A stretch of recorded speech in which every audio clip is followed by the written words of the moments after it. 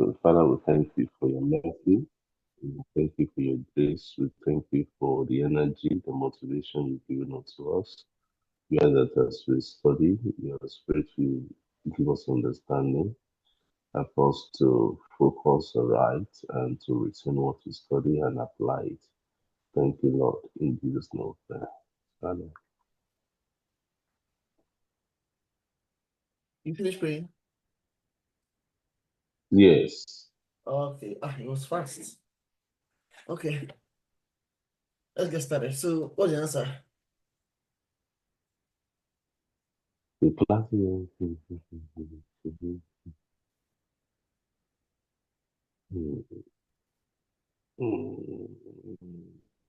Some of this. Let's see.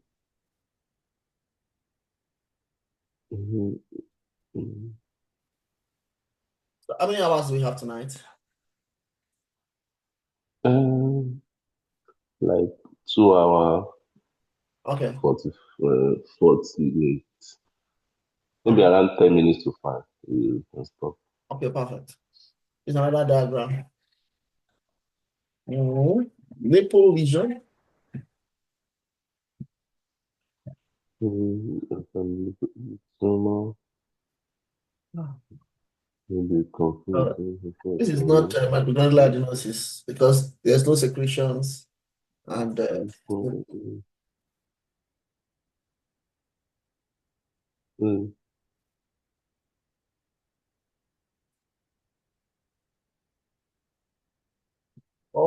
what do you think?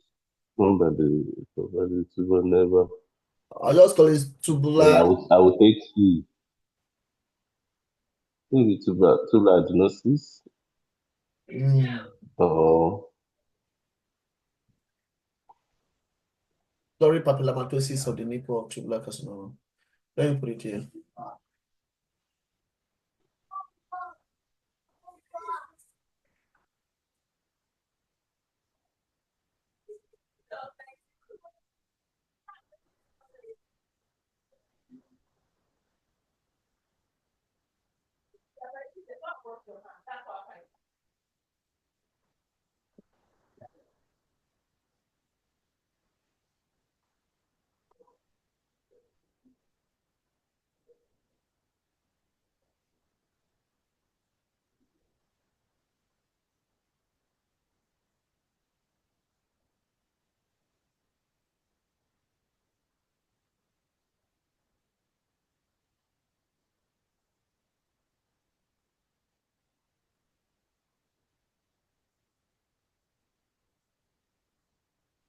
Tubular adenoma of the nipple.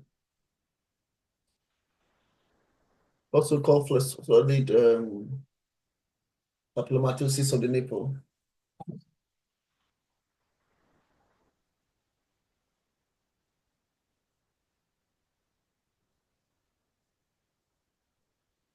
I was supposing E, but not that I knew it. Okay. what's that? Answer is E. Yeah, that's the one I took. I suspected that, but it wasn't because I knew it. It was just because of exam that all this never. Usually the answer to questions or something. Let's discuss syringomatous tumor of the nipple. Syringomatous. Those are the things, the one that are for commercial. Yes. So let's go to worst parts. Okay.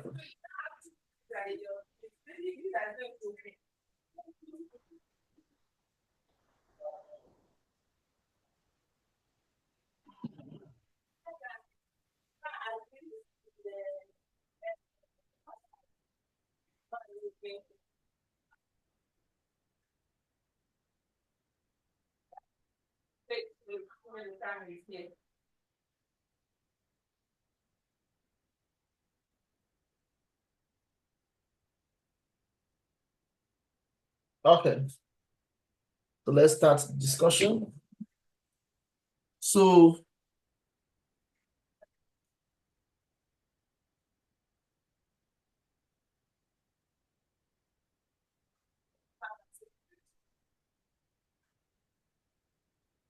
Now, definition and terminology.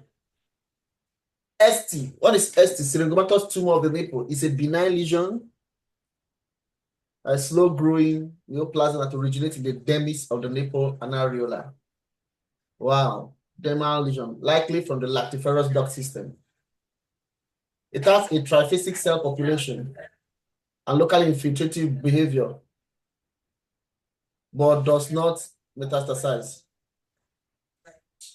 Alternate terms like syringomatous adenoma of the nipple or nipple syringoma are discouraged due to confusion with skin adnexal tumors. That's what we call syringoma.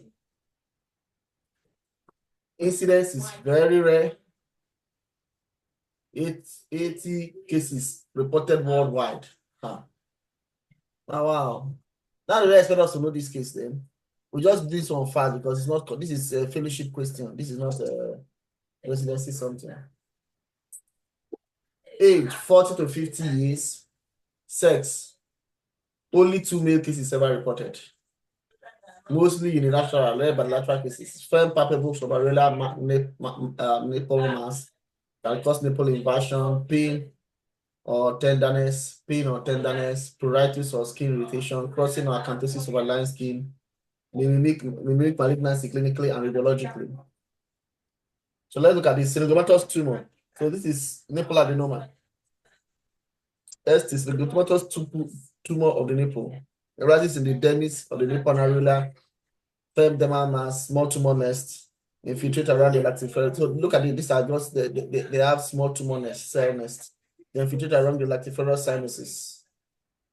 Lactiferous sinuses of the nipple. This is a punch biopsy, and they are all found in the dermis, but do not involve the subcutaneous tissue. So this one they stop here. You know, I don't know, but this looks like me like a sebaceoma. I don't know, where is the tumor here? It's not clear here. I wouldn't agree. In the background, there's some proliferation in the background. Oh, they're typically multi-layered. Then the peripheral cells have myoepithelial markers, P63 positive.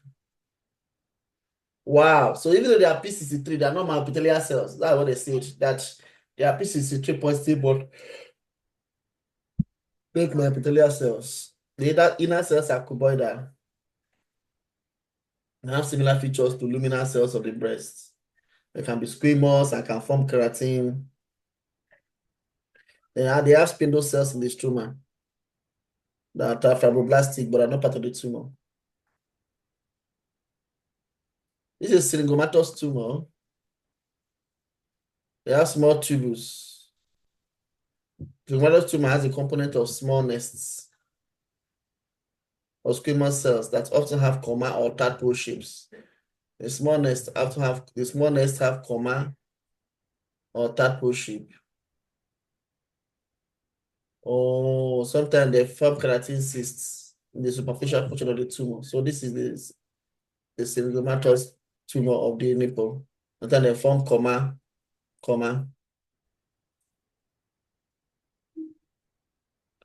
Calcifications can be detected on mammogram.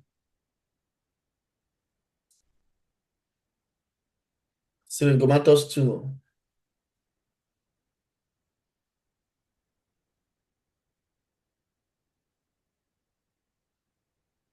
So the way differentiate from invasive ductal carcinoma is that they have tubules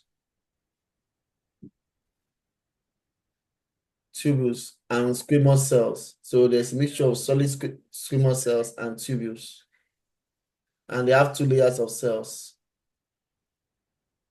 And the 2 layers of cells have different histologic appearances also from invasive ductal carcinoma, and the immunoprofile will be different. Let's see what the immunoprofile will be.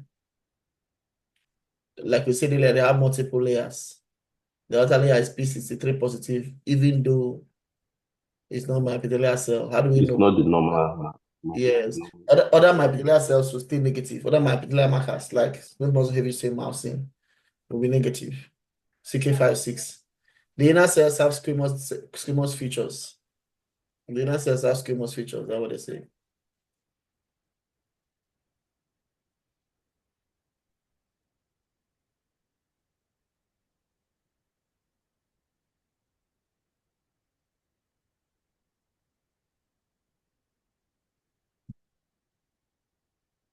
Syndromatous tumor.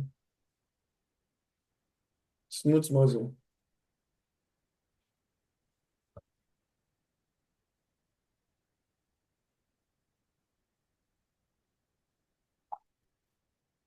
This is then infiltrating to the dermis. Smooth muscle of areola.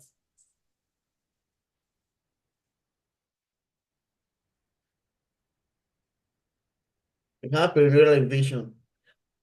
But that's strange. Is this invasive?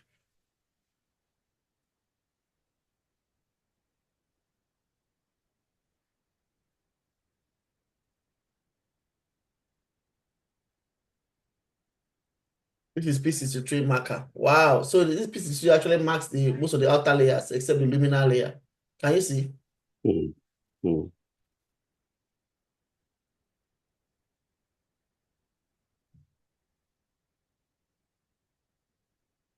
Myoepithelial cells, also, these are the myoepithelial cells in normal ducts. Now, calpurine is also a myoepithelial cell marker. So,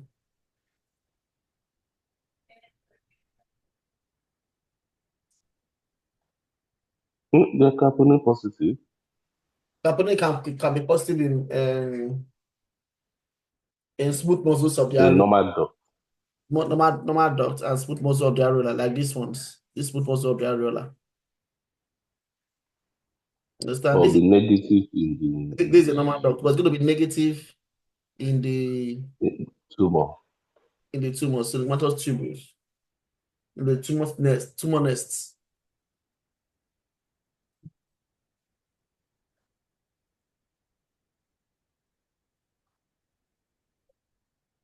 So calpurine, CK56, other myoepithelial markers like smooth muscle heavy chain are seen not be positive.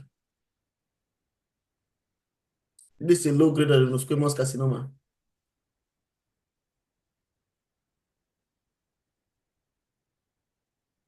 It's similar to syringomatous uh, syringomatous tumor of the nipple, but differs due to its location in the breast parenchyma. So low-grade adenosquamous is more favorite.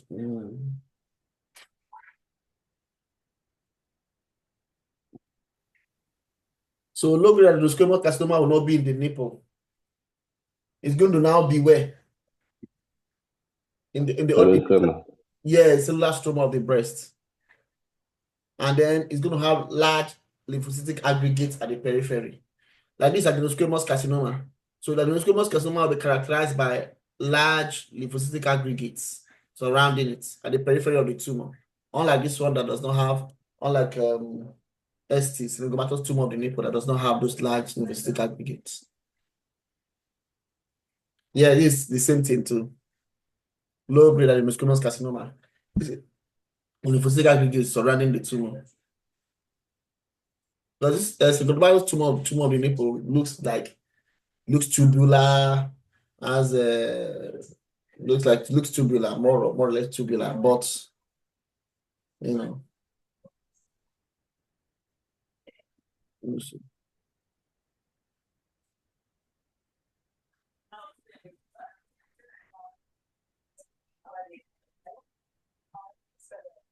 low-grade adenosquamous carcinoma and ST, syndromatous tumor, consist they can coexist. I mean, this is so super rare. I don't know why we should be looking at it.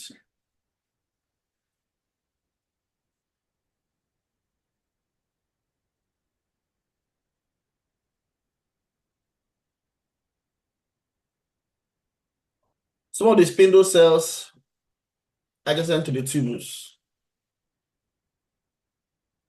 have nucleotipia.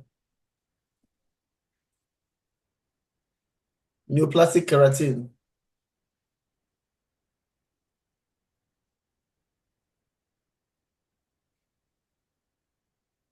Neoplastic keratin.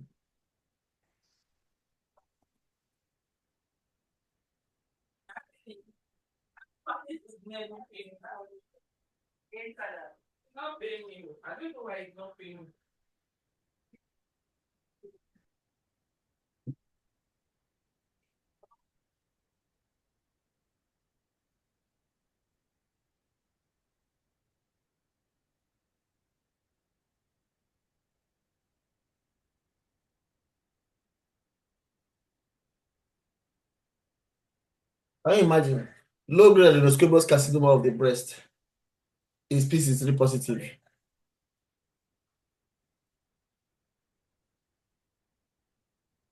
That would be around the squamous nest. But the tubules, what about the tubules? The inner tubules are negative or something, but the outside one. So you're right. Maybe the squamous, okay, because the nest has some kind of squamous metaplasia. I think p63 is a marker for squamous cells, right? No. Right? Yes, yes, yes. Okay. Markers, squamous cells, IHC. Let's quickly look at it quickly. Won't take time. The cytokeratin P63. This is P40 is the major one. Okay, okay. It's more specific than P63, but it does not stay in my epithelial cell, urothelial cells. The problem, useful for head and neck squamous cell cancer, P55 and continuous. Okay. Interesting.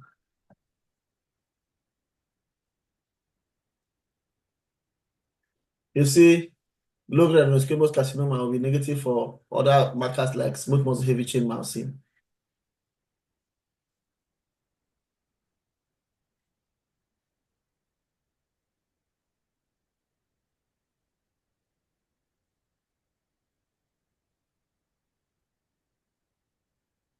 Mm.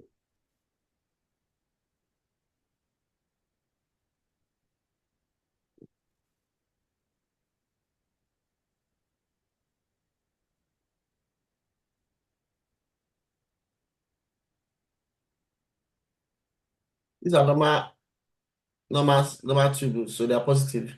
But these adenosquamous carcinoma adenosquamous will be negative for smooth muscle chain. That means a low-grade adenosquamous carcinoma of the breast is similar to ST, synglomatous tubule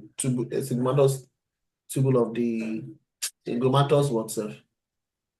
Tumor The of the synglomatous breast, of the nipple. of the tumor of the nipple. However, the difference is that the other one is located close to the nipple, while low-grade adenosquamous carcinoma is located in breast tumor and it's going to have peripheral lymphoid aggregates. They stay similarly p63, but negative for other markers. Mm. Calponin, for some reason, stains it. I don't know. This calponin, right? What is p63?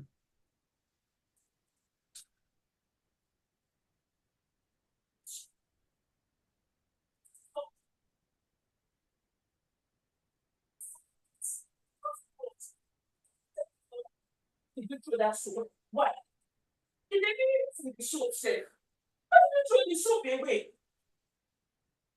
Large duct papilloma.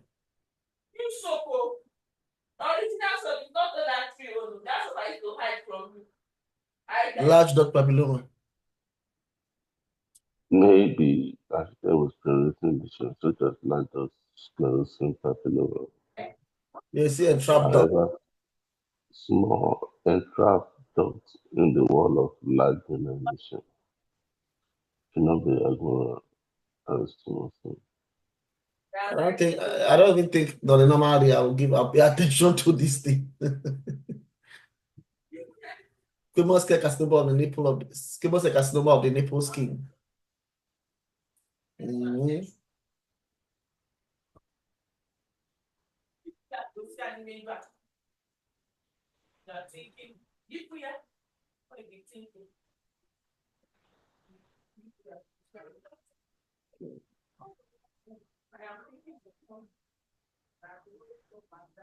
Nipple adenoma.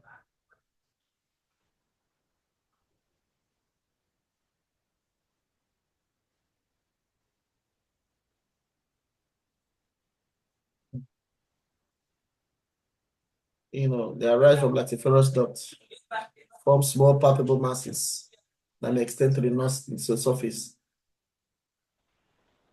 My epithelial cells are present. That means they will stay positive for p63 and Another guy who must have been mouse. Nipple adenoma with squamous metaplasia. Wow. This almost look like squamous cell carcinoma. Wow. Mm. How will you not differentiate it from squamous cell carcinoma then? Does it look like an addition? Yeah, it won't have these mitosis. Squamous cell carcinomas will have pleomorphism, mitotic figures. So what other point did you mention? Does it look like an invasion? Yes, it's well circumscribed, right? Mm. I think I saw something similar to this, but I think it was very mitotic and all that. Invasive ductal carcinoma involving nipple.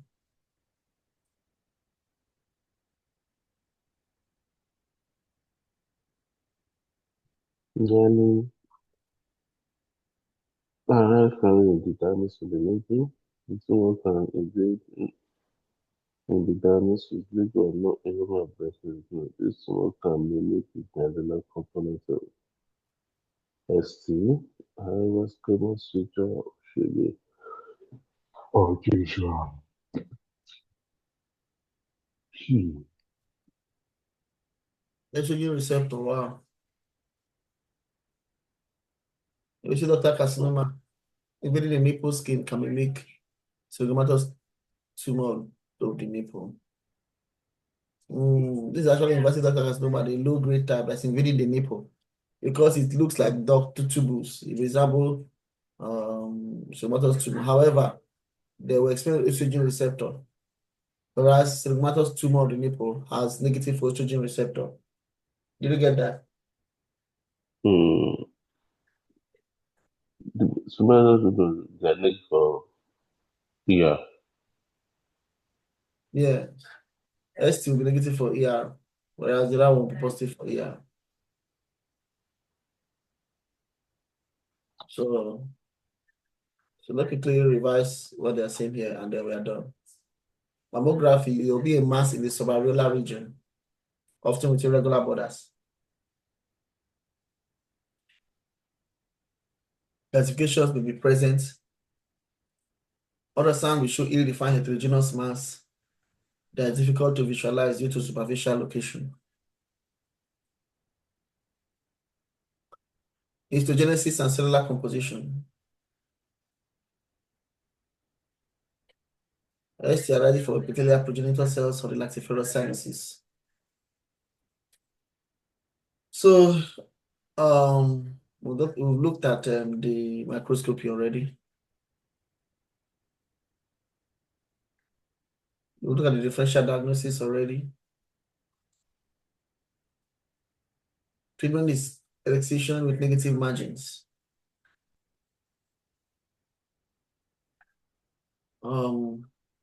Recurse if not completely excised, and is negative for breast markers. It never metastasizes. Okay, good. Let me quickly.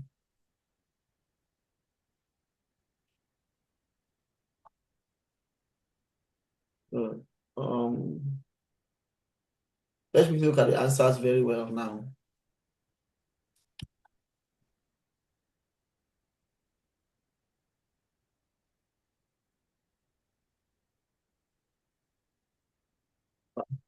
Okay.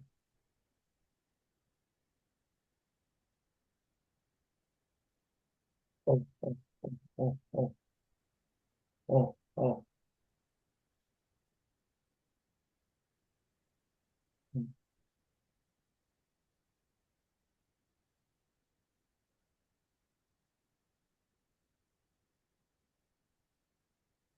Hmm.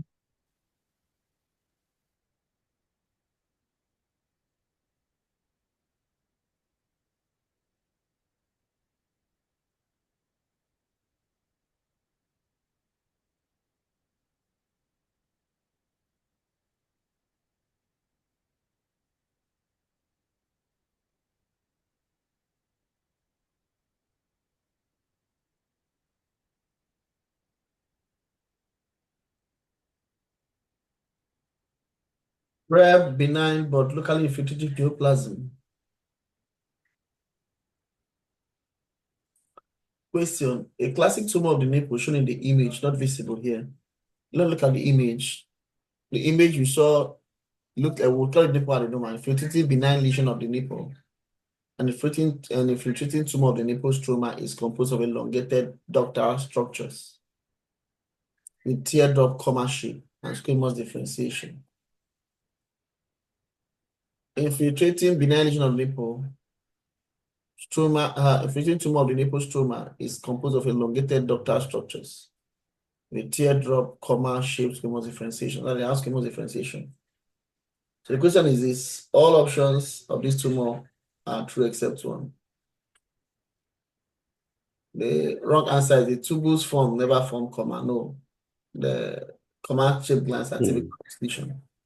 Syringomatous tumor of the nipple is also known as infiltrating syringomatous adenoma of nipple, ISAN, or syringomatous tumor, preferred term. It is benign. Does it infiltrate? Yes. Infiltrative epithelial tumor arising from dermis and areola and believed to originate from lactiferous duct epithelium. What does it arise? One option say the tumor classically occurs in the nipple. True. ST, syringomatous tumor of nipple, is exclusively located to the nipple areolar complex and typically arises in the dermal stroma of the nipple. It infiltrates smooth muscle and dermal connective tissue, but rarely involves deeper subcutaneous fat. Just the dermis mainly and smooth muscle, not subcutaneous area like we saw actually. The tumor is not metastasizing, that's true. No well-documented LVI, no metastasis ever recorded. Local recurrence will occur if completely excised. The tubules formed by the tumor never form commercial glands, that's wrong. The tumor may be confused with some forms of florid papillomatosis of the nipple or tubular carcinoma. Yes, florid papillomatosis may show squamous metaplasia. Tubular carcinoma have tubular formations, but the thing with tubular carcinoma is that they don't have the squamous cell components. Okay, and they are ER positive. But tubular carcinomas, normally these cells have squamous cell differentiation. Remember, we saw some that, if you look at the video with picture we saw that time, there were some that had tubular structure and some had squamous differentiation. And there was then P63 or something like that. But tubular carcinoma will have squamous differentiation. And tubular carcinoma is going to stain ER positive, and this is going to stain ER negative because this lacks breast markers. A very, very good one that can be made is low grade adenocarcinoma carcinoma, which is both infiltrative, has squamous differentiation, and also stain P63. So how do we differentiate? I think that one is going to have lymphoid aggregates, right, surrounding the infiltrative carcinoma, and it's going to be in the stroma, not nipple. The tumor can recur if completely excised. Yes, there's 30% local recurrence. Wide excision is after recurrence after wide excision is unlikely. Okay, so they can say for P63 and CK56, liminal cells 8-18 plus. No necrosis, no high-grade feature, low metastatic activity in the pseudoepidermatous hyperplasia can occur over the overlying skin. You know the cause pseudoepidermatous hyperplasia. You know that? What's it? Syndromatous hyperplasia? Yeah, what is Pseudoepidermatous. hyperplasia? Yeah. That's what look like. It's like all these acanthosis now. Yes. Um,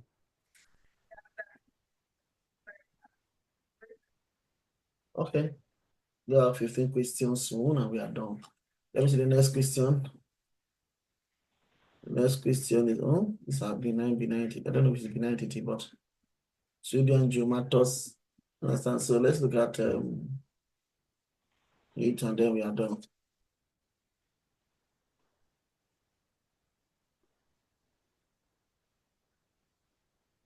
Syndromatous adenoma of the nipple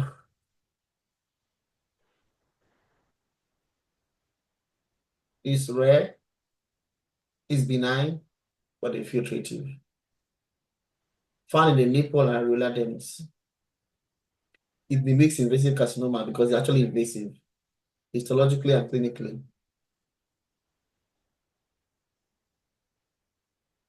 Histologic feature, it has comma-shaped glands that look like tadpole. And the comma-shaped glands are what we use to make the diagnosis. So that's pathognomonic for the diagnosis. Wow. Comma-shaped glands, pathognomonic for the diagnosis.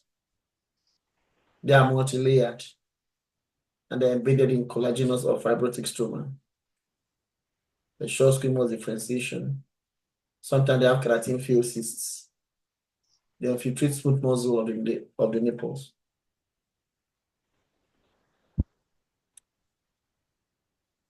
These comma-shaped glands are characteristic of cutaneous syndromas.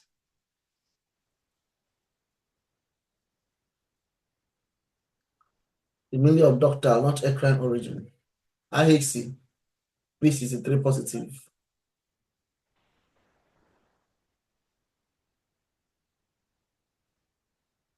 Some central squamous cells may also state P63. And this will differentiate it from tubular carcinoma. Tubular carcinoma will have tubules, but they will lack myoepithelial cells, right? How can P63 differentiate tubular carcinoma from ST?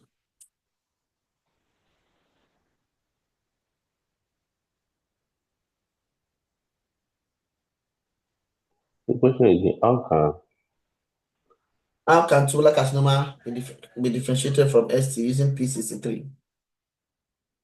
tuberous carcinoma will lack P63, is will be Yeah. P63 negative, whereas ST will stay positive for P63. Other myoepithelial markers that will have variable positivity is actin, calponin, SMA, two-muscle actin, two-muscle heavy chain, mouse, two-muscle myosin heavy chain. High molecular cytokeratin CK514 may help identify basal myoepithelial cells also. Anyway, differential diagnosis, florid papillomatosis of the nipple. They will have complex papillary and sclerosing adenosis like growth. Doesn't have that, so this doesn't have that florid. They look very florid, like very papillomatous, sclerosing adenosis, very converged. However, they'll be psychologically blunt and they have deep. So psychological blandness and deep stromal infiltration favor ST.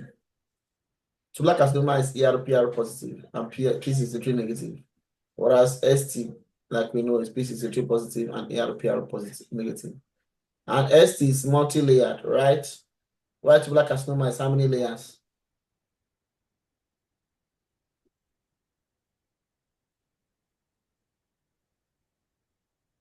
Sir? Yeah. Differentiate between tubular carcinoma and segmental tumor of the nipple.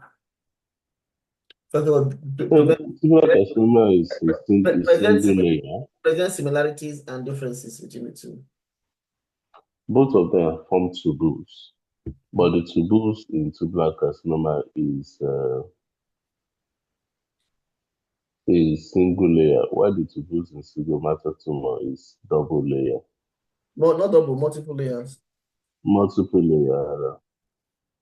Then, in addition to the tubules, stigomata adenoma, stigomata tumor have squamous nests. Yes. Then P63 is negative in tubular carcinoma because it doesn't have a clear layer, while P63 is positive in tumor.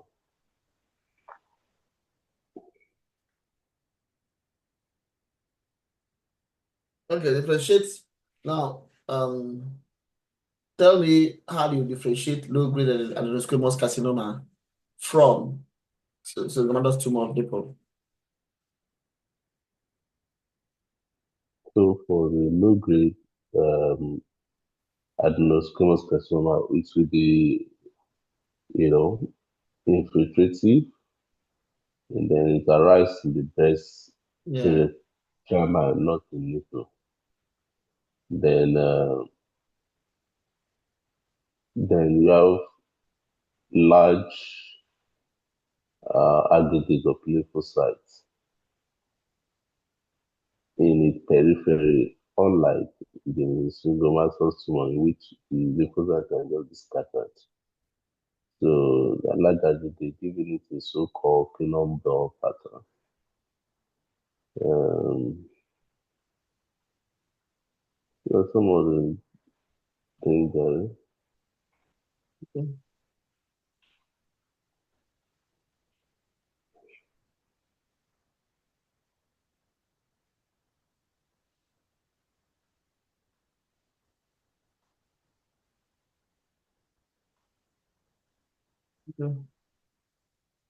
Next question. Okay, sorry, quickly.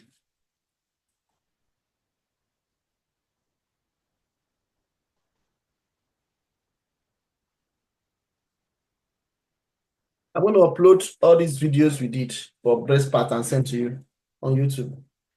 I'll create it like a playlist. Okay. You may see that it now may not make sense, but if I watch it 2 or 3 times, it makes a lot of sense. You will not be a professor of breast. There are so many. I mean, the number of hours. Yeah.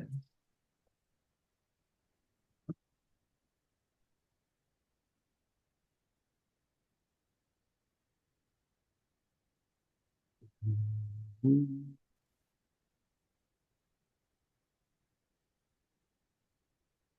Oh, no, this thing is hanging. I don't know.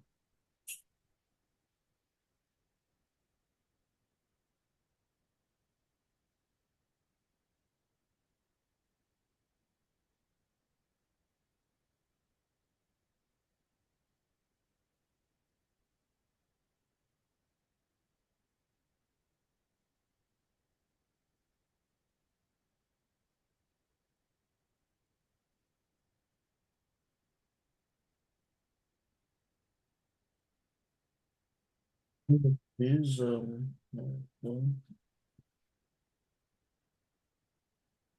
Okay. Answer this question then. Answer this question, please. Mhm. All of us regarding this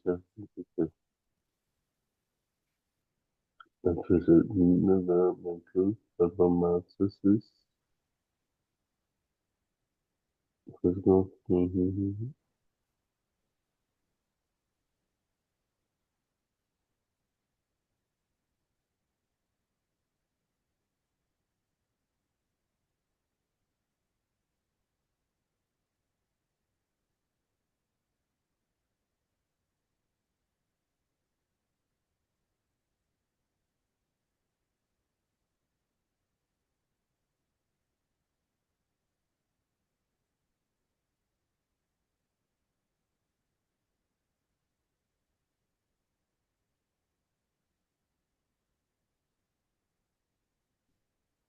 Evolution and emissions.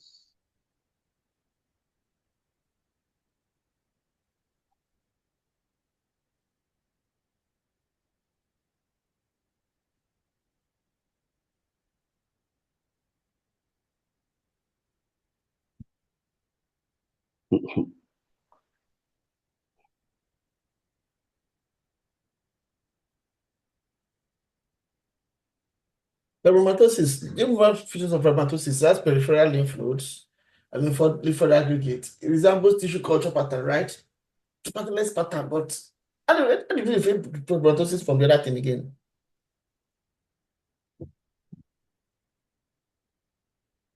Yeah, no. Oh, take D.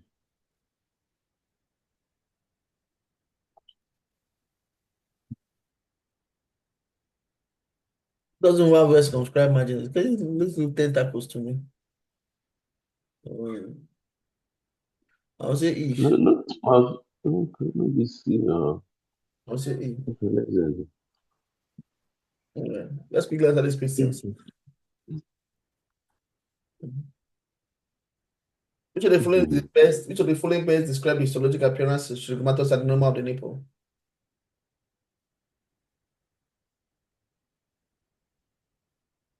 See, Man-shaped tubular structures in the collagenous stroma. Yes.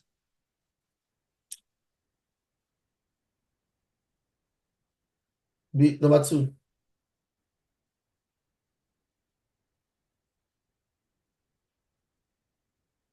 so which amount is most important? This is the third. Three. Which feature? My epithelial cells. Yes. Four.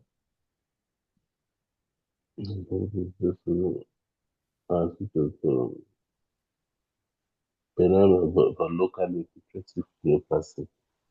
Five.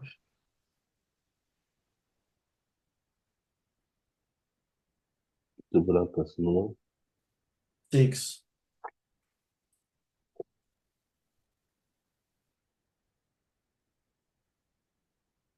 Wow, it's least likely. Okay, I'll say the mucinous carcinoma. I didn't hear that. Least likely to be confused. That means the other three are similar. So it's mucinous carcinoma. Number seven. Okay, Okay, so number six. You answered the six already. So the okay, polypharmacomatosis to be intraductal epithelial proliferation. I think we saw something like that here. Something like that here. Let me see.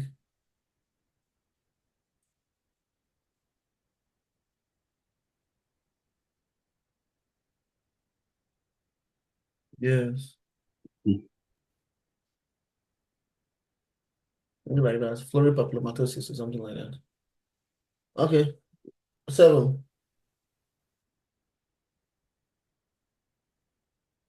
Yes, you're right.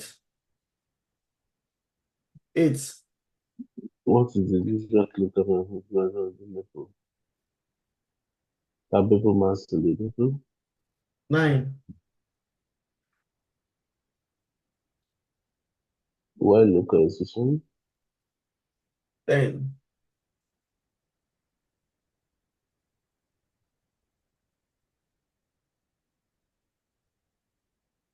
Paralysis under breast region. Yeah. 11. What is the usual manifestation of melanoma? There's collagen with lymphocytes. Most of those have done that like that. 12. Strong persistence from both influence such as unable to suffer with digestion. So what are the adenoma? Mm. You know, the following is already part 13. There's no typical abundant muscle leaks. 14. Chemicals follow incubation no carry out cause.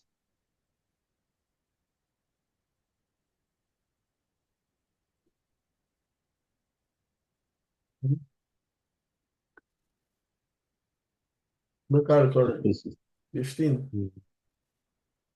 this is the three. My This is the 3. Good. Okay.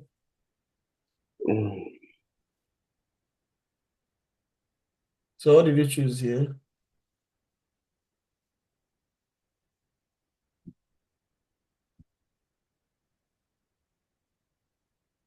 so D. No,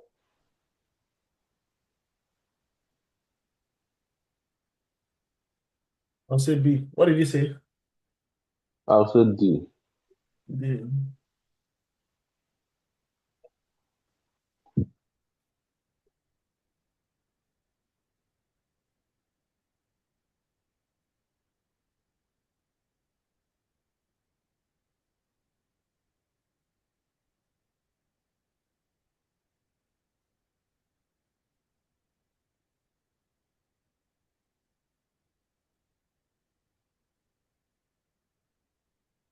What lesion is this, by the way? Well, to me, it's looking like gynecomastia Like what? or gynecomastia.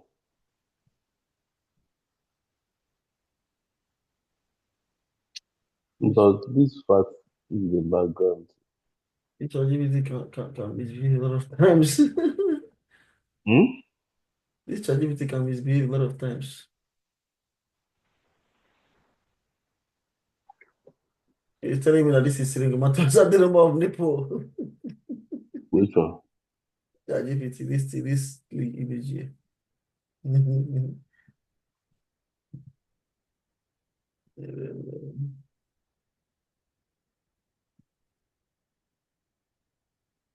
Solution.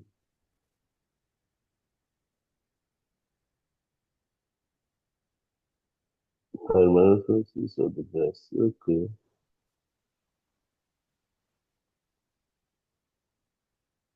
Okay, that means the background is I was normal correct. upstairs. I chose B, so I was correct. Okay, this is fibromatosis of the breast. Mm. Does the answer is except, and I saw this area, it cannot have these tentacles and be well circumscribed. Mammary fibromatosis. By the way, quick one. Remember the features of what did that one we saw that time? The guy that mimicked tissue culture pattern, what's his name? What's his name again? Is it nodular fasciitis? No, Is there's it nodular fasciitis? no fibromatosis now. Hmm. Wow. Tissue culture pattern. The one fibromatosis that we compared to nodular fasciitis, remember? It has speculated margins on mammography, irregular border, surrounding the breast parenchyma, feeding to the breast parenchyma, gross appearance, you see infiltrating areas, long fascicles, three collagenous bands, then it has peripheral lymph node aggregates. That was that differentiates it from nodular fasciitis, remember? Hmm. Perineal invasion, muscle invasion, second biopsy. The stain is nuclear beta catenin. Remember, the stain is beta catenin. But what kind of beta catenin? It has to be clear beta Okay. catenin.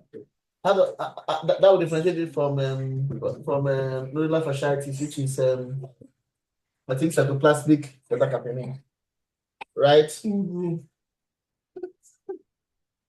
Right? Yeah. Yeah. Yes.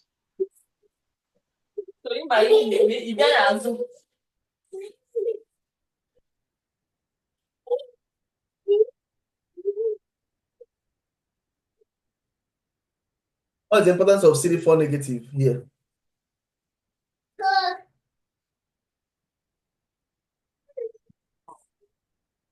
It differentiates it from myofibroblastoma. Okay.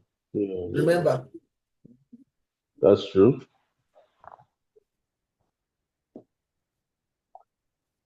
the positive of Desmin. Muscle markers like Desmin.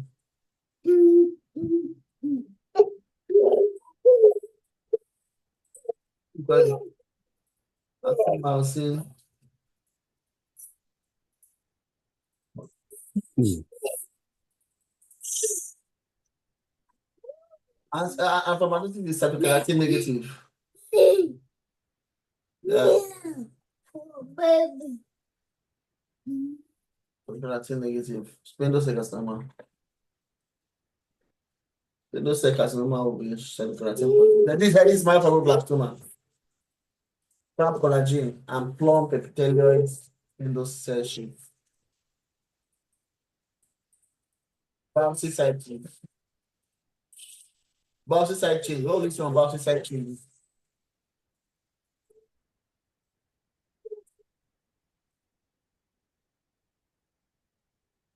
What is about site changes? You see these hemosidorine-laden macrophages. Or granulation tissue. Okay. In which of them? You see granulation tissue, sorry. This nodular Where? In which of fasciitis pattern, tissue culture pattern. Okay. Nodular fasciitis. Yes. So how do you differentiate nodular fasciitis from Okay. fibromatosis?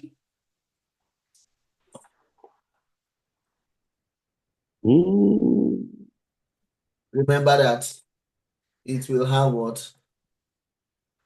Everything negative stain. It will have everything. yes. Spindle shells, patternless pattern, that is beta-catenin negative, cytokeratin negative, CD34 negative. Why is this cytokeratin negative? The differentiation is really from spindle cell carcinoma. Remember, so it's usually a question of what a spindle cell tumor that is patternless pattern tissue culture with almost everything negative. Okay. So this beta-catenin nuclear positivity is for fibromatosis. Can you imagine? This was the same picture we're giving, right? Yeah.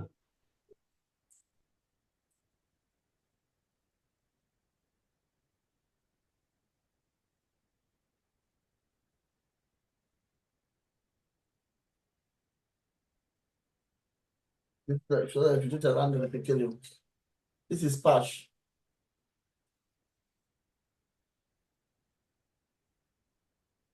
It has an irregular border. Vesicles are waved and sweeping. Cytological appearance is going to be epithelial cells. Nuclear beta-catenin.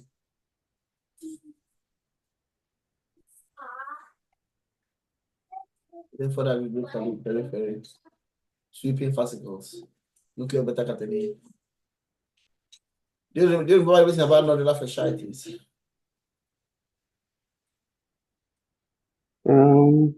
Patternless pattern.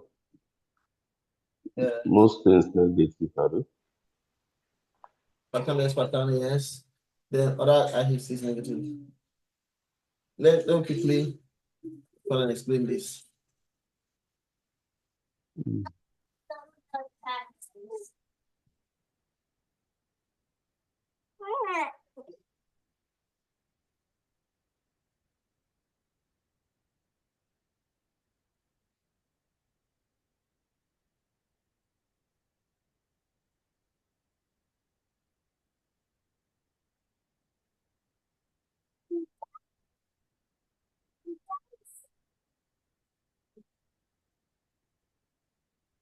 So let's start in a more slower but effective manner.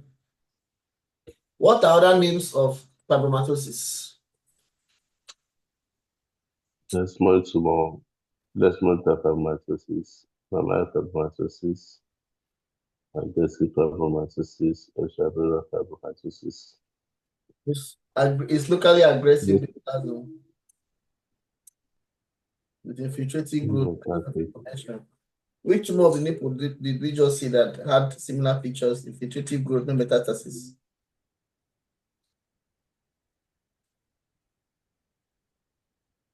Sorry. Which other tumor? We just saw it that had similar features, infiltrative growth and no metastatic potential.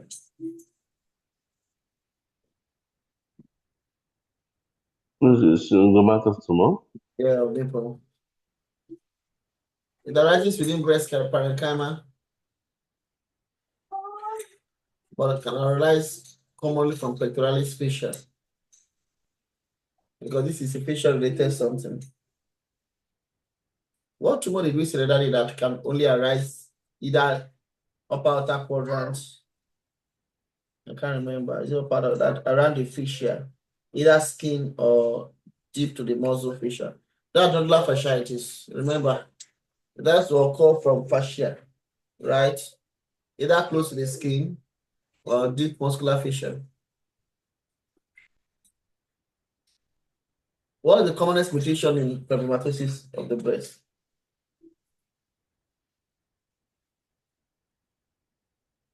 Mitosis of the best. Is it not beta catenin? Yes. So, can you explain the pathogenesis?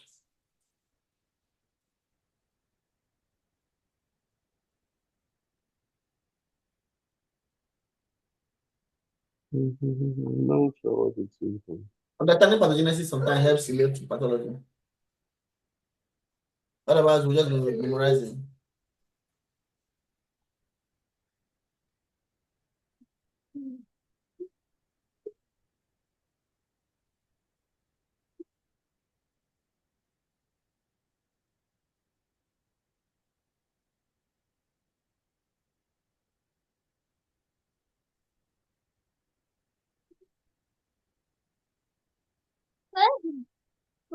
Okay, let's look at the pathogenesis.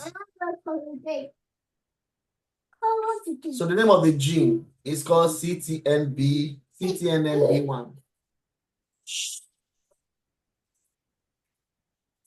Stop. I'm in class. Stop making noise. So CTNNB1 is a gene that encodes for beta-catenin protein. And what are the functions of beta-catenin protein? Cell to cell addition. Yes, just like cadherin. Signaling pattern. Yes. Signaling pathway. The WNT signaling pathway is crucial for cell proliferation, differentiation, and survival of cells. That's why this pathway, if it goes wrong, it leads to cancer. It's okay. Stop making noise. Making noise. So let's look at what happens in a normal WNT beta-catenin signaling pathway without mutation. In the absence of WNT signals,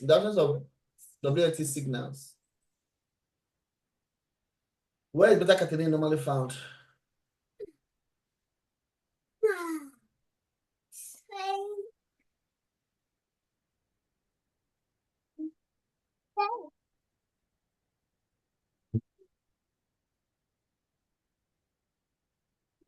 I'll give you 1 minute to study the pathogenesis, then you now explain it to me.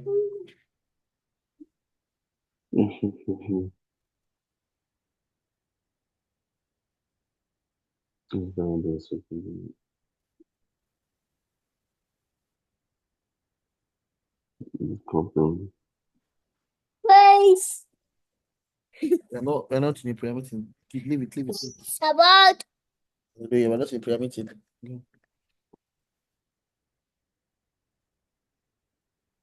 It's found in the cytoplasm.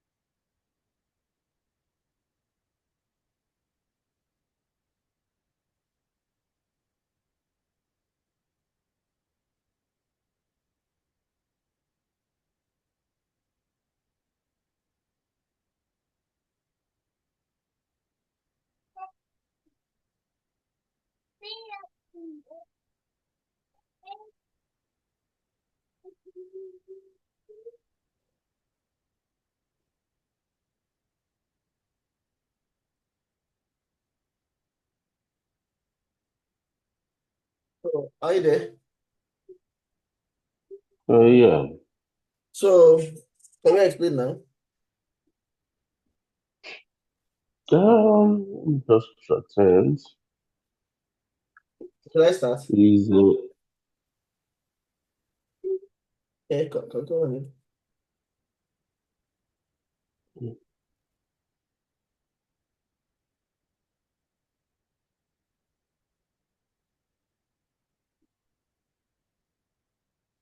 It has a relationship with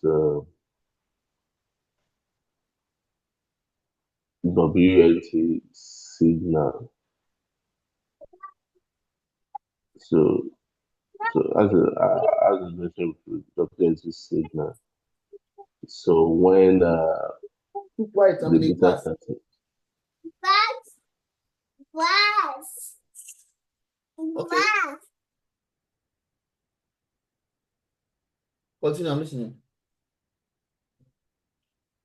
when there is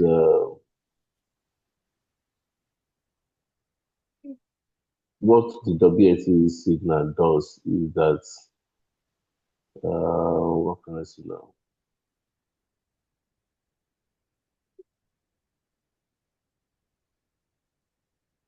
Mm,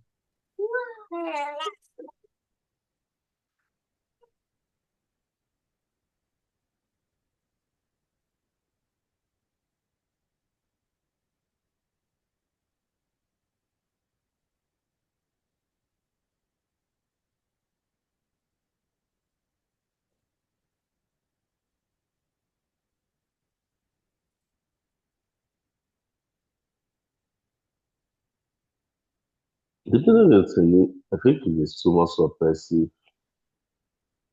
It is too much suppressive gene which can bind to WNT signal. Yeah, I think so. Yeah, I think, yes, I agree with you. The thing is that I would say that the WNT signaling pathway is to cause cell to proliferate. But the body never wants, the body doesn't want to turn on the WNT signaling pathway perpetually. It only wants to turn it on whenever it needs cells to proliferate. For example, if there's injury and the cells need to regenerate to replace the injury, then the WNT signaling pathway will be turned on. And what turns on the WNT signaling pathway is going to be beta-catenin. Okay, beta-catenin. So how does the beta-catenin turn on the WNT signaling pathway? CTLMB1 is a gene that codes for beta-catenin. This gene, there's going to be gene expression, there will be transcription, and then there will be translation to beta-catenin. Beta-catenin is a protein. And beta-catenin is normally located in the cytoplasm, not in the nucleus. That's why if you have cytoplasmic staining of beta-catenin, that's negative thing, because normal cells will have beta-catenin in the cytoplasm. But the question is this: what quantity of beta-catenin is found in cytoplasm? High or low?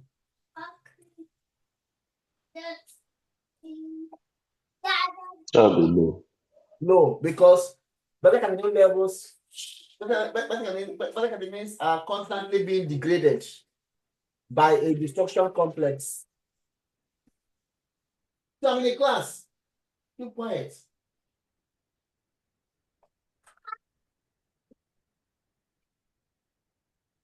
So sorry. Beta-catenin is constantly being degraded by a complex called APC, axin, and GSK3B. So beta-catenin is going to be low. That's why even in some cells, in some diseases, when you have cytoplasmic staining of beta-catenin, if it's overexpressed in the cytoplasm, that's abnormal. That means there's active proliferation. Beta-catenin is always low in the cytoplasm. Why? Because of ubiquitination and proteasomal degradation. Whenever you have beta-catenin being produced, before it accumulates, these complexes, APC, axin, GSK3B, will go and bind to beta-catenin, phosphorylate it, and then ubiquitin proteins will target it, bind it up, take it to the place for proteasomal degradation in the cell, or maybe the peroxisome and all that, or the cytoplasm. So beta-catenin is always low. Now, but if the body naturally wants beta-catenin, or if the body wants cells to proliferate, what the body needs to do is to increase the quantity of beta-catenin. What does it do? the destruction complex. So the beta-catenin levels begin to rise.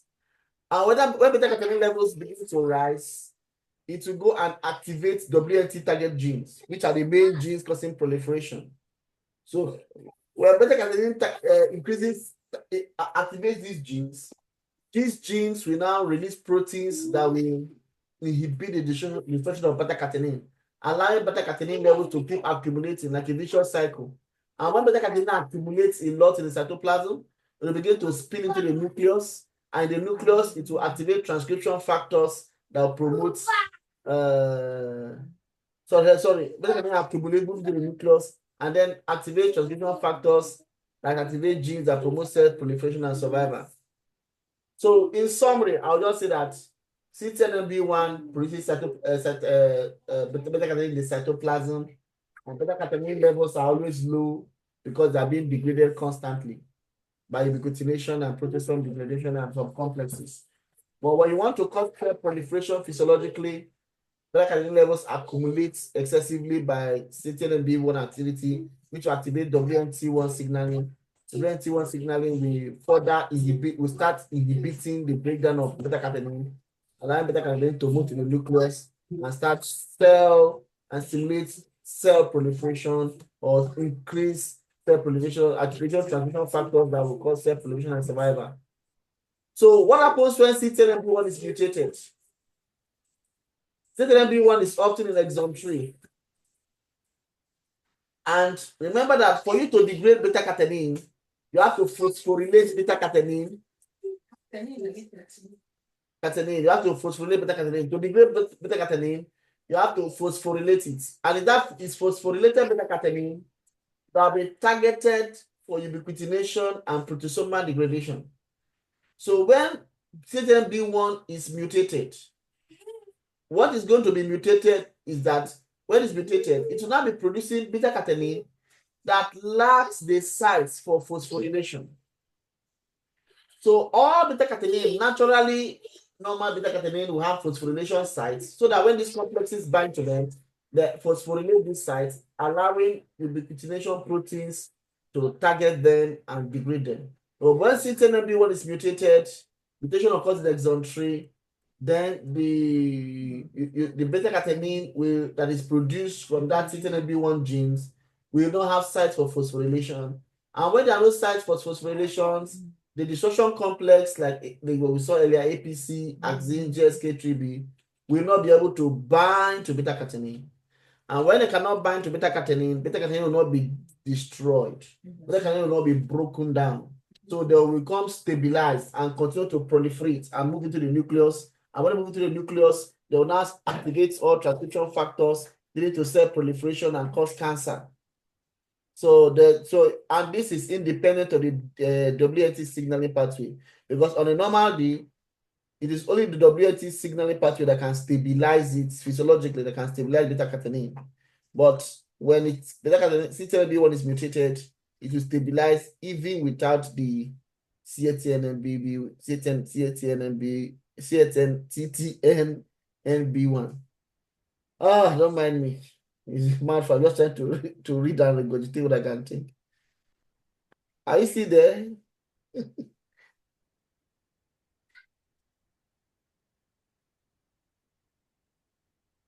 Are you still there? So what are the tumors that have C10NB1 mutations?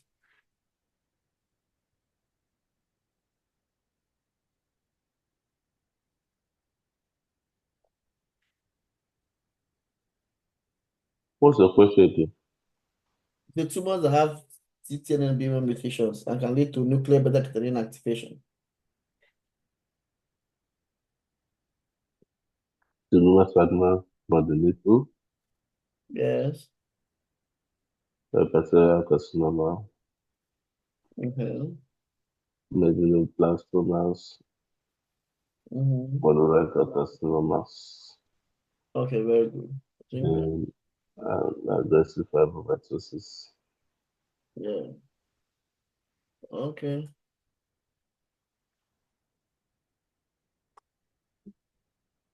Very good.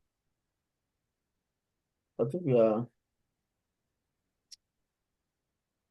So if you understand why these things are in the breast now, is it not here that we saw?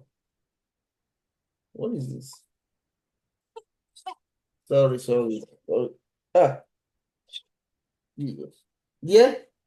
What's the name? Why is Biko? Where's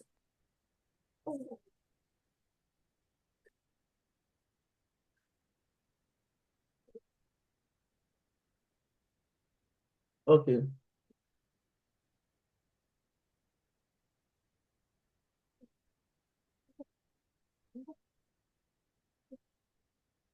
So do you understand this statement? This statement here.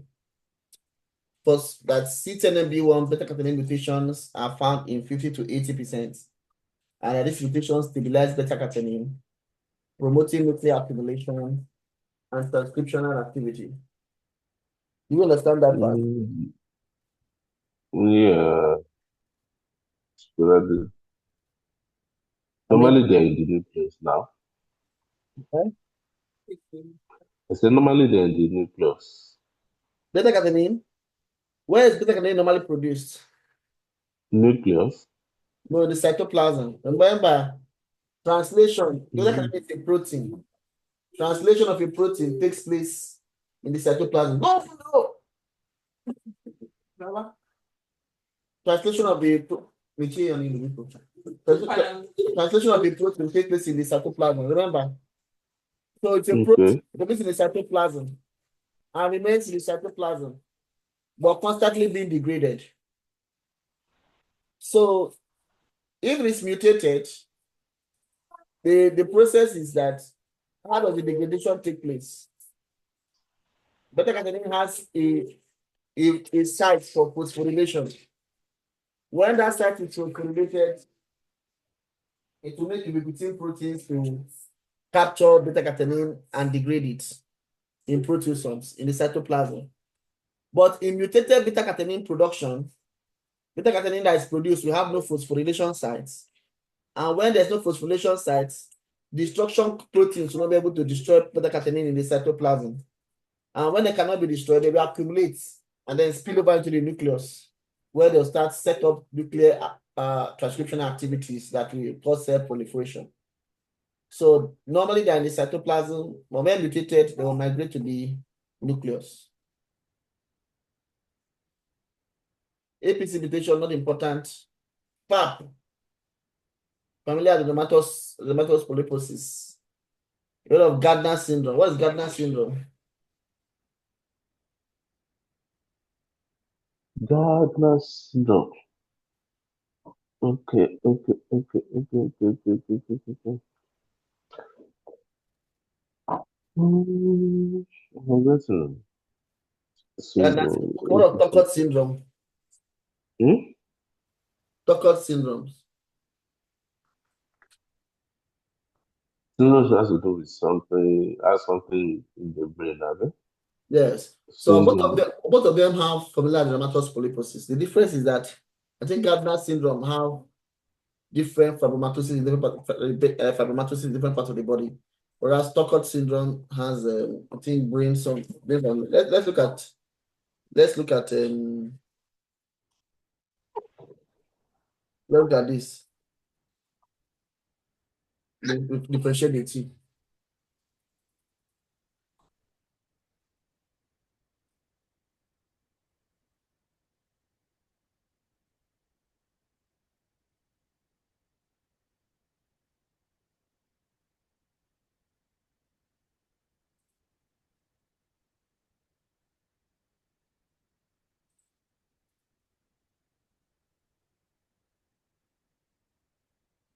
So remember the familial adenomatous polyposis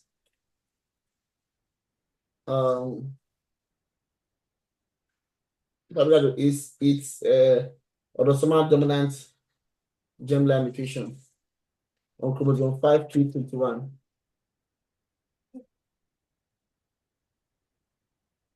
What's the function of the APC gene?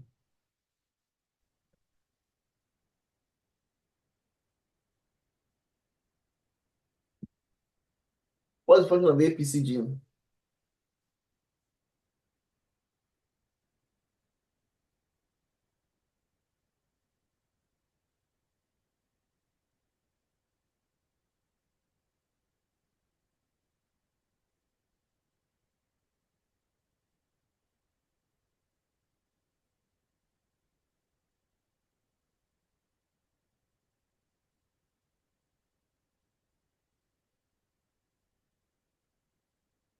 Okay. Can you explain the pathogenesis whereby FAP leads to colorectal carcinogenesis?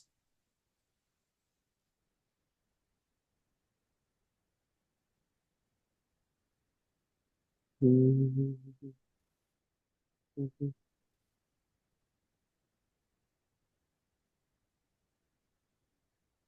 you try? You have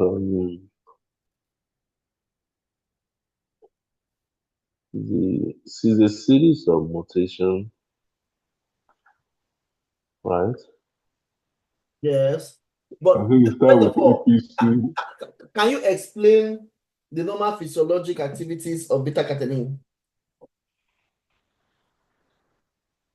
based on this? What's Based on this, the normal beta-catenin beta-catenin prevents abnormal proliferation via WNT signal pathway.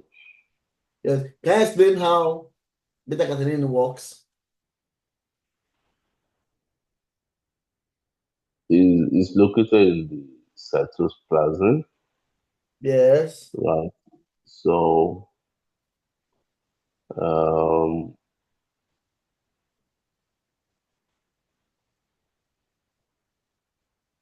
and it prevents activation of WNT No. signal. What is the life cycle of beta-catenin in the cytoplasm?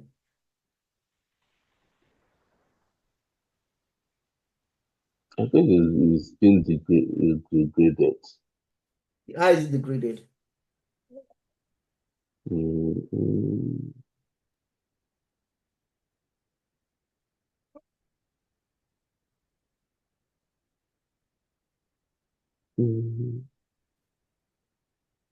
There is When it binds to anytime beta-catenin is produced in the cytoplasm, it is kept low because it's been degraded. What degrades it in the cytoplasm? ubiquitination What? and proteasome degradation. Yes, but what causes that? There is a complex called destruction complex. What are the components of that Mm, complex? APC gene that we see in adenomatous familial polyposis coli on chromosome 5q21, mm. GSK3B, axine. This complex will quickly bind to beta-catenin. And when they bind to beta-catenin, what would they do to beta-catenin in the cytoplasm after binding? It phosphorylates They will phosphorylate beta-catenin, beta-catenin. making it susceptible to Yes, for what? ubiquitination and proteasomal degradation. Degradation. Very good. And when that makes beta-catenin to be degraded. When beta-catenin is degraded, what happens to the cell cycle? It continues normally. But It prevents activity. if for any reason beta-catenin is overproduced, if the body wants the cells to proliferate, what will the body do? If you upregulate the production of beta-catenin, and high levels of beta-catenin do what? Go and stimulate some genes. What genes would they stimulate? The WNT signaling pathway. Okay. When WNT signaling pathway is stimulated, what will it do? What will WNT signaling pathway do? It will come and inhibit this destruction complex.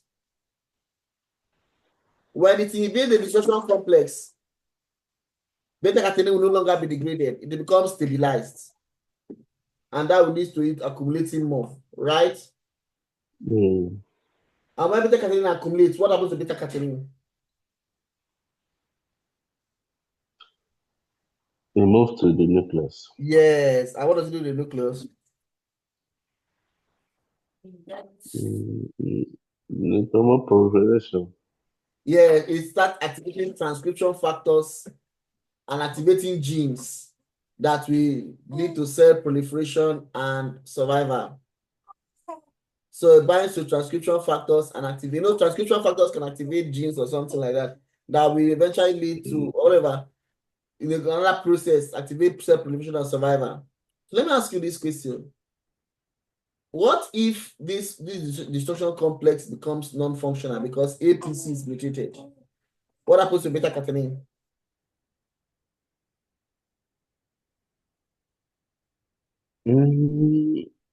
It accumulates. And when it accumulates, what happens? Most of the nucleus. Yes.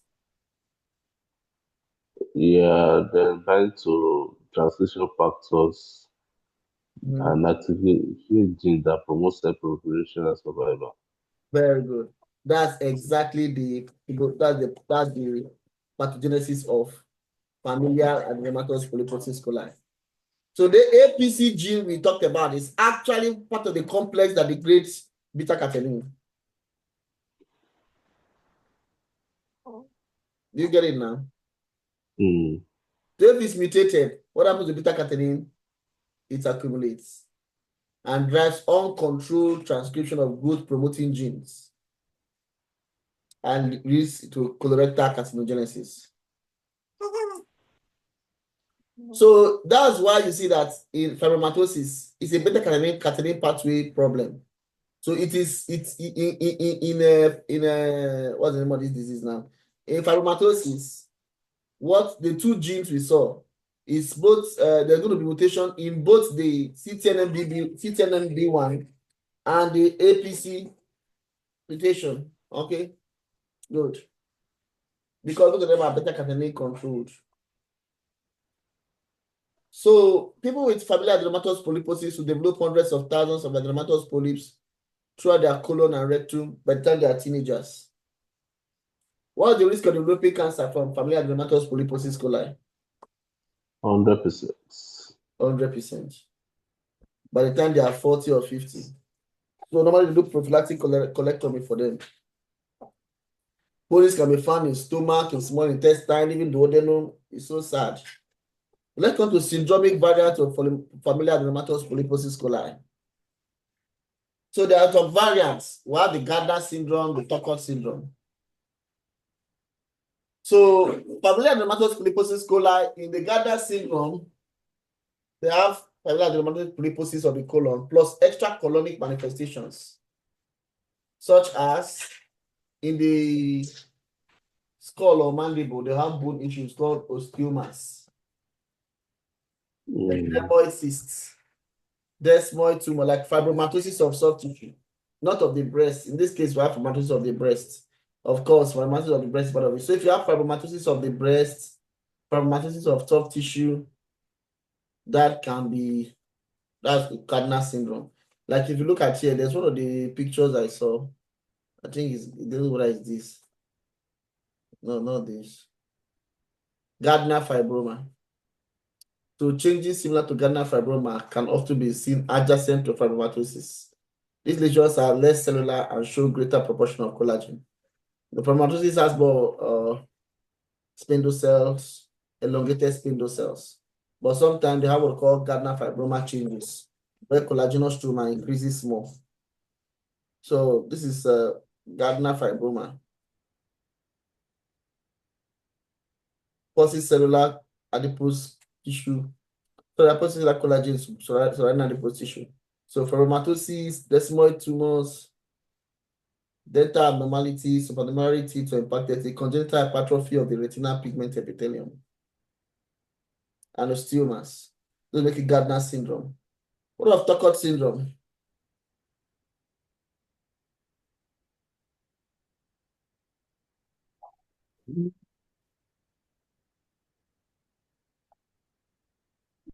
Okay, that's medulloblastoma, brain. There are brain tumors like medulloblastoma, glioblastoma, multiforme, okay, plus APC. So when you have familial adenomatous polyposis coli plus central nervous tumors, tumor. So remember that the medulloblastoma, the same pathogenesis, APC will be mutated. APC will not be able to degrade beta-catenin. Beta-catenin accumulates and leads to what?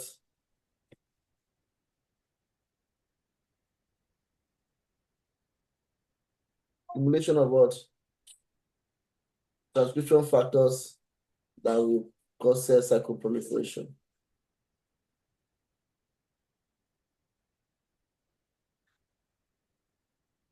So the WNT signaling pathway is affected. How is it affected? I know how it's affected. Excessive beta. No, notice that excessive beta catenin will go and stimulate WNT signaling pathway and release WNT proteins, genes and proteins, activate WNT genes and proteins, which will come and further stabilize the beta catenin. And the stabilized beta catenin will keep accumulating. That's the thing.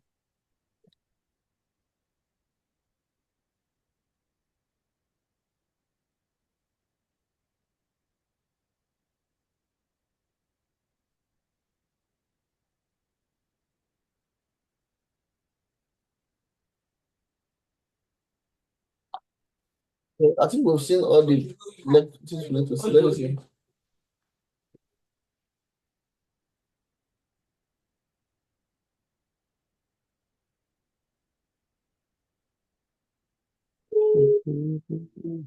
There's a term called secondary fibromatosis.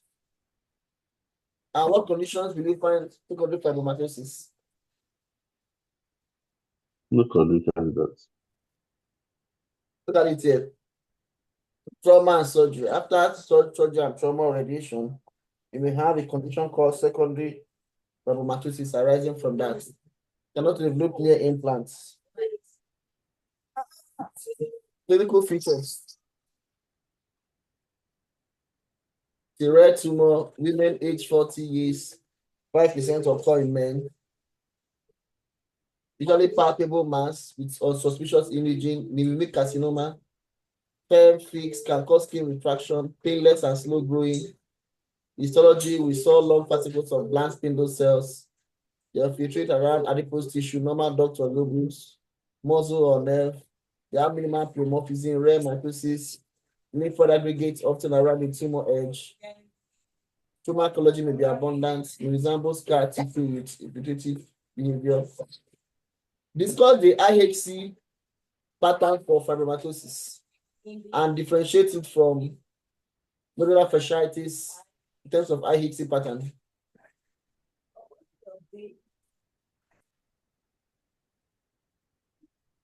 Sorry, I'm coming. Yeah. Okay.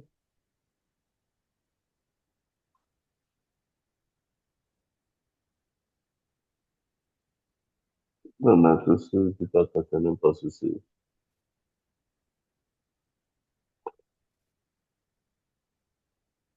Beta-catenin positive, there's me and small molecule and SMA positive.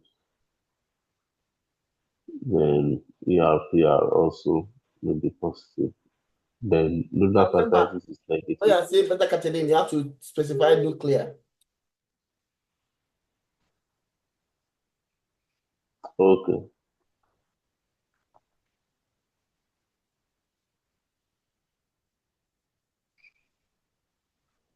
Then nodular fasciitis is negative for all those markers.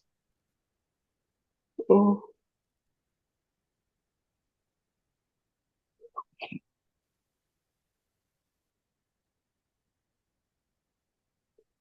Okay. Irregular mass of imaging.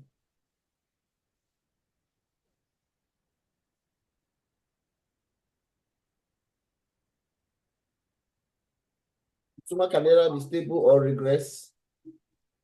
Half will be progress, half may regress. No, not like that. At 50% progress, 50% will either remain stable or regress and require surgery. Right? Surgery is wide local excision with clear margins. Recurrence is 20 to 30% in young patients or people with large tumors. And if the tumor is very large, sometimes chest wall resection may be needed. That's very terrible. Chemotherapy will be given for aggressive cases. Imatinib, radiation therapy, tamoxifen. The tumor does not metastasize.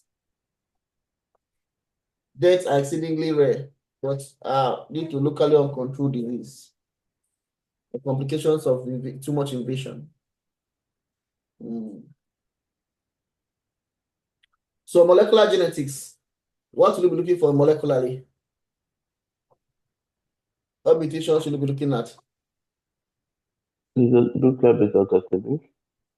Yes, CTNMB1 mutation and APC mutation. Can you explain the CTNMB1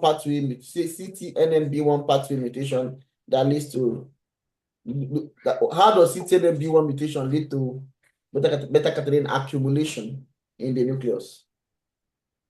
You already explained the one for APC.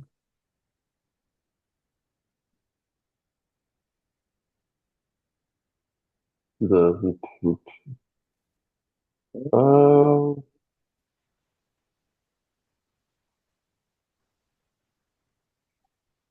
think that should be via that WNAT, right? Exactly, pathway. Let me explain that WNT pathway quickly. Do you know that the WNT pathway is independent of the CTNMB pathway? In a way. WNT genes are always quiet. I want to ask you the question. What is the function of WNT genes if activated? When WNT genes are activated, they will release proteins that will go into the cytoplasm and stabilize and inhibit the destruction complex. Are you with me? Anytime you activate WNT genes, they go to the cytoplasm and inhibit the destruction complex that is responsible for phosphorylating and destroying beta-catenin.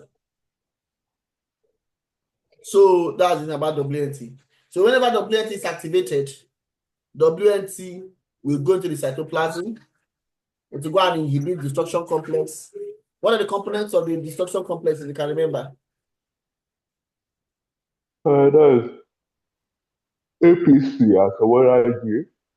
APC, Axin, and GSK3B. Remember GSK company in Nigeria, GlaxoSmithKline or something that produces drugs. Okay. It's go and bind it and inhibit it. So take note of that. Perfect. Perfect, perfect, perfect. Okay, very perfect. So let's continue. Why am I stopping? Why am I? So that's what it does. So, but the CTNMB, and another question is this: what can stimulate WNT genes to start working? High levels of beta-catenin. So normally, if CTNMB1 begins to work a lot, it stimulates beta-catenin, and beta-catenin high levels will go and activate WNT. WNT will come and stabilize beta-catenin further and making it not to be degraded and increase its levels so much. The thing is that for the CTNMB1 pathway, there is a protein in beta-catenin that normally gets phosphorylated. There's a part of the beta-catenin that normally gets phosphorylated. When CTNMB1 is produced, CTNMB1 will produce a mutated phosphorylation site so that the beta-catenin will not be phosphorylated and therefore will not be degraded. And when beta-catenin is not phosphorylated, the social complex cannot bind on it and degrade it, cannot phosphorylate it. And when beta-catenin levels begin to rise, it will further go and activate WNT pathway, which will come and further stabilize it, preventing it from being destroyed. And it will move to nucleus and stimulate destruction. So the thing is just that The CTNMB1 mutation will activate beta-catenin, and APC will lead to beta-catenin accumulation mutation. This other ones, I don't know, S45 mutation, copy number mutation, no. So mention the differential diagnosis of this case, the major ones that you know, that we can differentiate with IHC.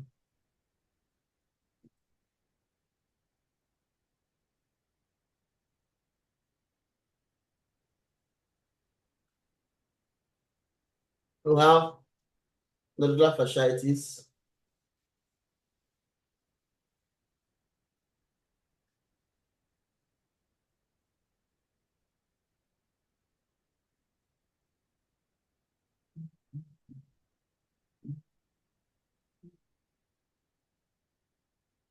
myofibroblastoma.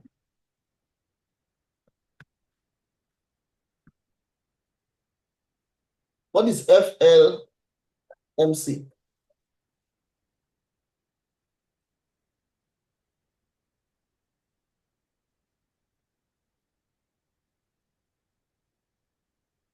It's FLMC.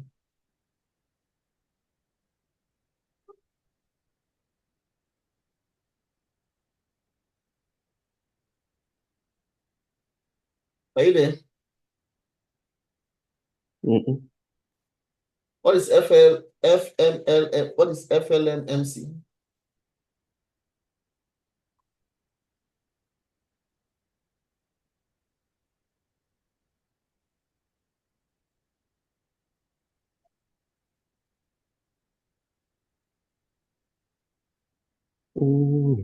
Hello. Yeah. Oh, This FLMS is called fibromatosis like metaplastic carcinoma. wow. Have you heard of it before? No.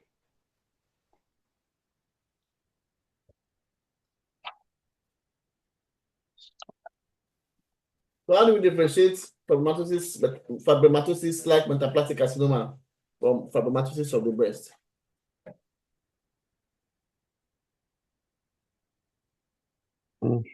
Both of them are beta nucleus positive. Why do we differentiate the two? Okay. This is a 3. Which of them have cytologic atypia? Okay. FLMC. Yes, FLMC. Now, which of them will be cytokeratin positive? Still FLMC. FLMC. Remember that FLMC,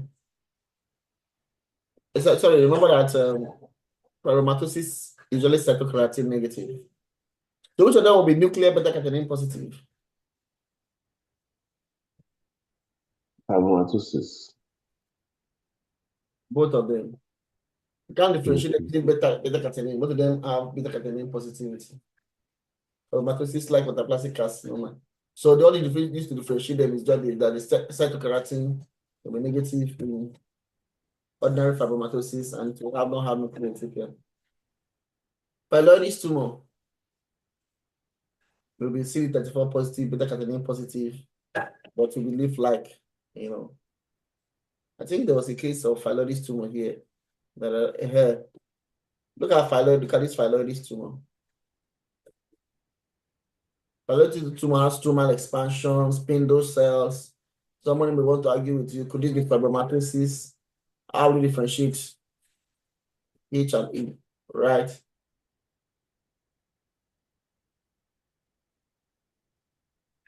How will you differentiate pylorus tumor from fibromatosis?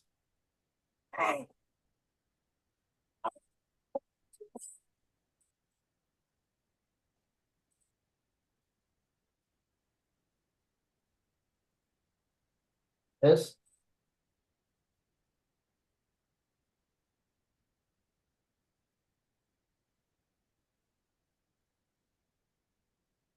Huh?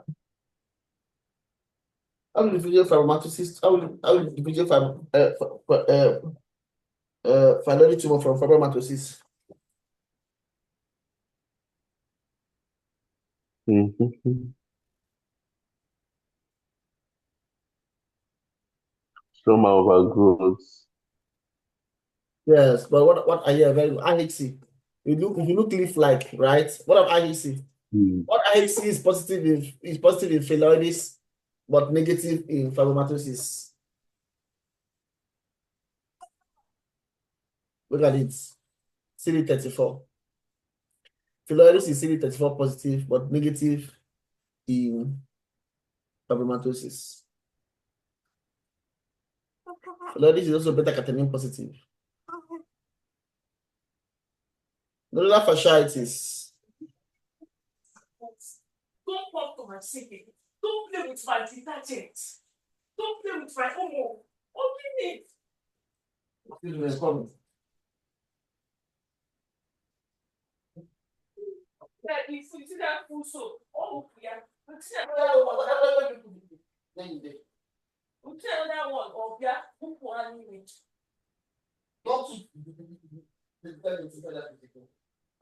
Kind of thing is this one. Are you there? Yeah. Everything when I do, I go and play. Who play with detergent? No. So, nodular fasciitis. So, did you get how to differentiate phylloides tumor from it? With Mm, fibromatosis?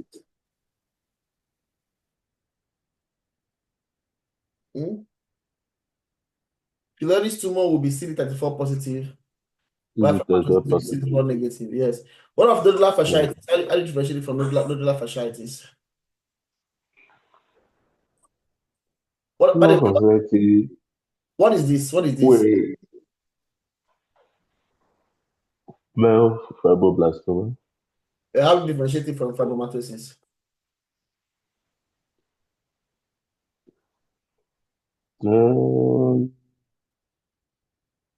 Histologically, this one has this dissecting collagen. Yeah, it grows through collagen. And it's well circumscribed. Mm. It doesn't have these tentacles like fibromatosis. Mm. And not only that, it is CD34 positive and ER and PR positive. Okay? Okay?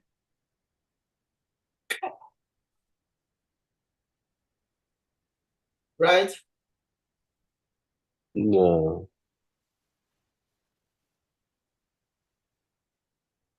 Okay, let's continue. So, what are nodular fasciitis? How do you differentiate it from nodular fasciitis?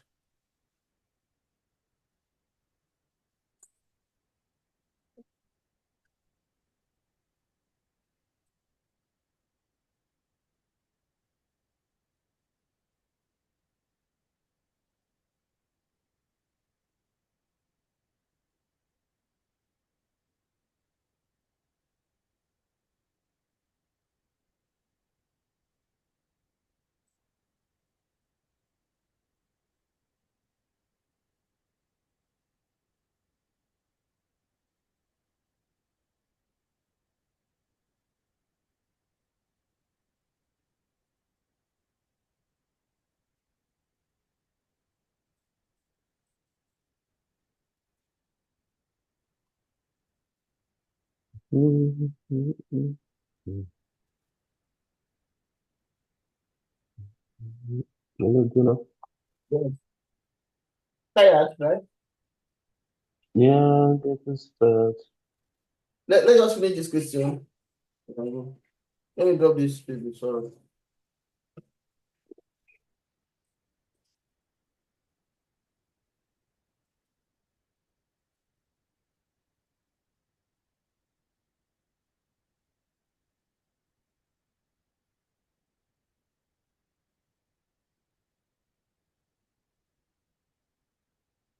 Mm.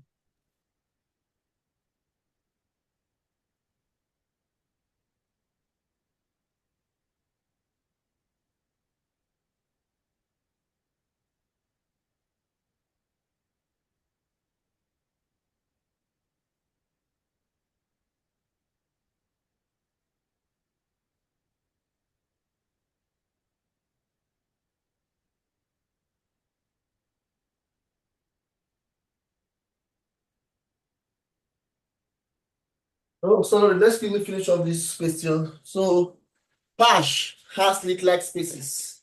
This is pseudoangiomatous stroma hyperplasia. And it will have my fibroblast, which is CD34 positive, beta-catenin negative, scar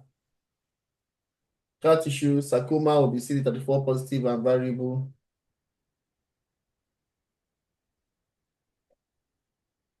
If you have fibromatosis, always exclude fibromatosis like metaplastic carcinoma, which will be cytokeratin positive, p63 positive, and beta-catenin positive. Because once you see beta-catenin in fibromatosis, you will be like, wow, this is fibromatosis. But before you go ahead, you see the 34 stain to exclude nodular fasciitis, exclude to always do cytokeratin, very important, cytokeratin.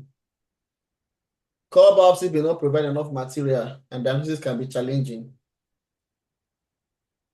Pathologist consensus and HC panels are crucial. 30% of breast fibromatosis diagnoses are reclassified on expert review. So take note of that. It's very difficult to diagnose fibromatosis. Don't ever diagnose it alone. Don't ever diagnose it alone. Okay.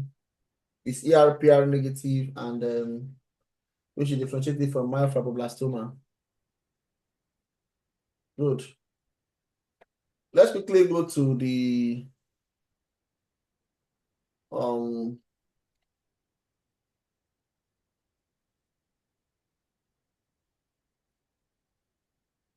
quickly expand this quickly and then we'll answer questions and we'll be gone. Let's answer quickly and be gone.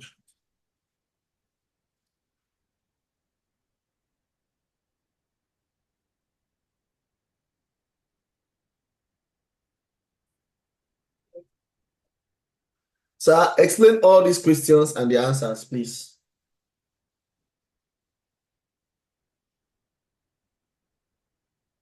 Can you explain the questions and the answers? All of the following. Which one? Yes. Question recap and the answers quickly. Explain this section. If I must only, you will describe my thing. Okay. It's about fibromatosis. The first one is from usually a dense mass with irregular, ill-defined or spiculated margins.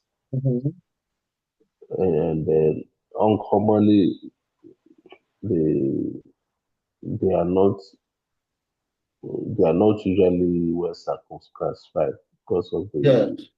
the regular margin. Okay. This one if it's tracing but not metastasizing, that is true. It's locally aggressive and infiltrating surrounding stroma. Continue.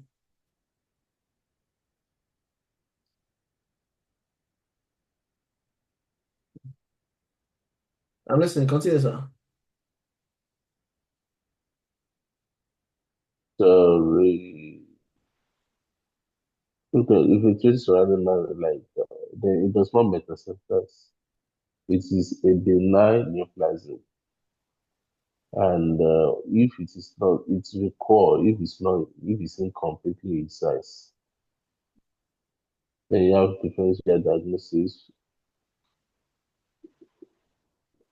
fibromatosis, vascular patch, cell carcinoma, biopsy scar, myofibroblastoma, thyroid tumor.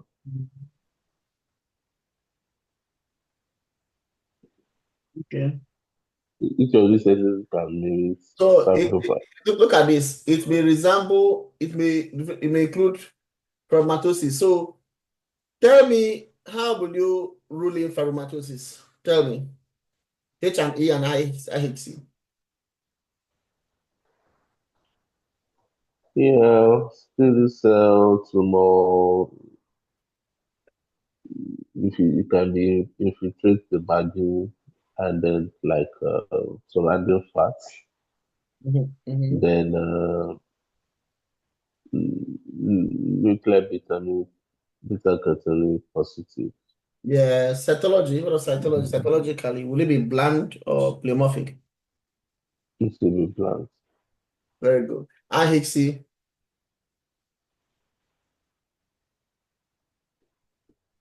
IHC. Nuclear pattern or nuclear beta catenin positive. Very good. If What I'm are pertinent negatives?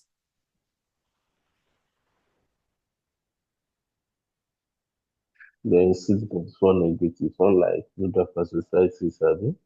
I didn't In get those that. ones, I didn't get that again.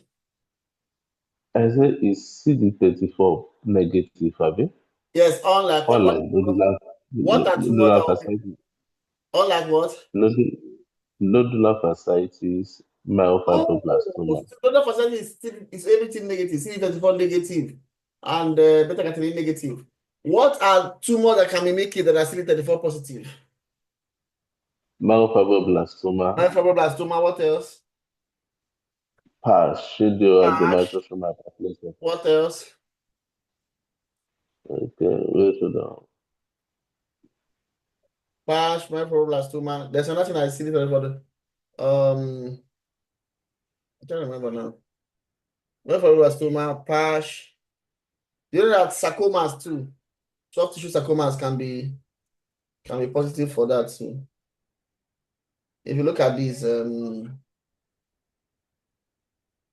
myofibroblastoma, phylloides tumor. I forgot to say phylloides tumor. Do you know that phylloides tumor is also beta catenin positive?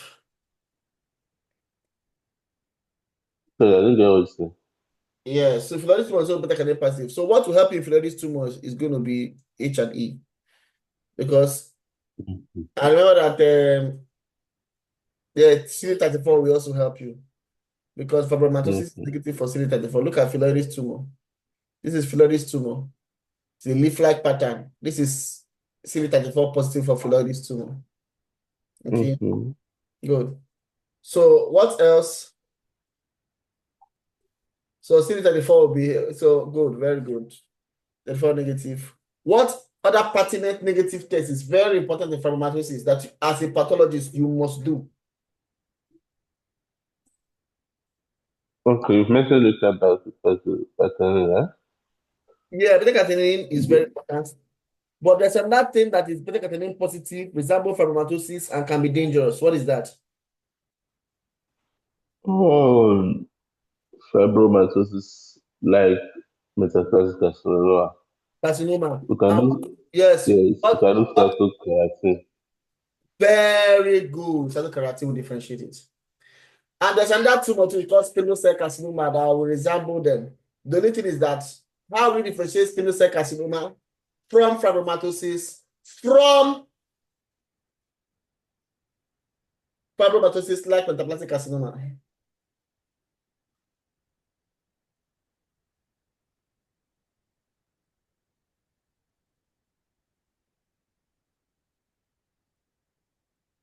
How will you?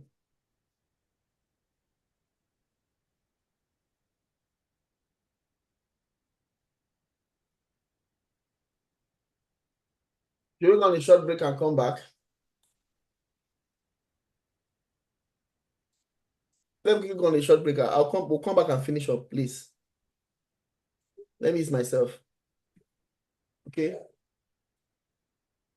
Hello, sir. Hello. Hello? Let me quickly ease myself. I'll come back. Okay. Hmm.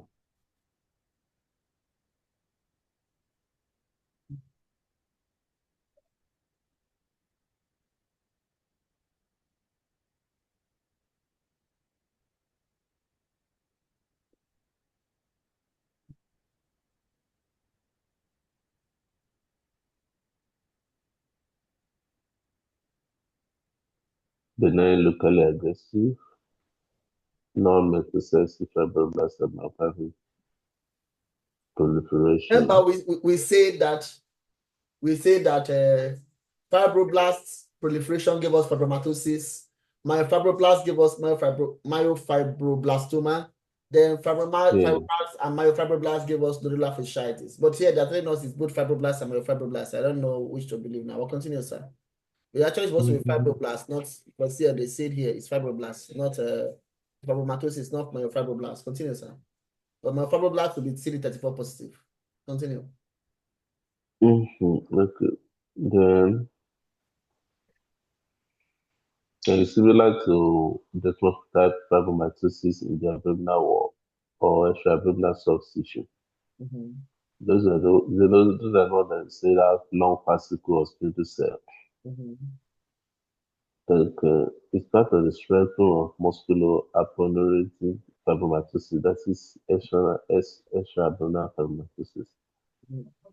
So, fibromatosis in the breast, younger premenopausal women, typically at a younger premenopausal woman, but has wide age range, can affect postmenopausal, especially in association with trauma or implants. Histology feature long sweeping fascicle, that's what I just said, of bland spindle cells, which infiltrates adipose tissue, lumbar breast tissue, sometimes skeletal muscle or fascia. Low to moderate cellularity. Magnitude figures are rare to absent, minimal to no nucleus exticare. Infiltrative pattern is prominent.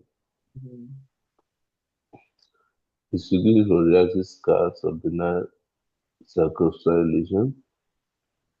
The lymph follicles are commonly seen at the periphery.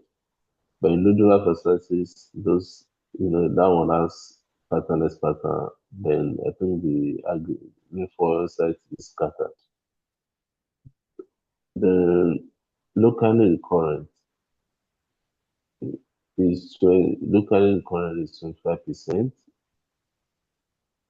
Higher if inadequate margin, that is less than 1 centimeter at incision. So that's substantiating the need for wide local incision. Margin may be difficult to assess due to microscopic infiltration and resemblance to reactive stroma.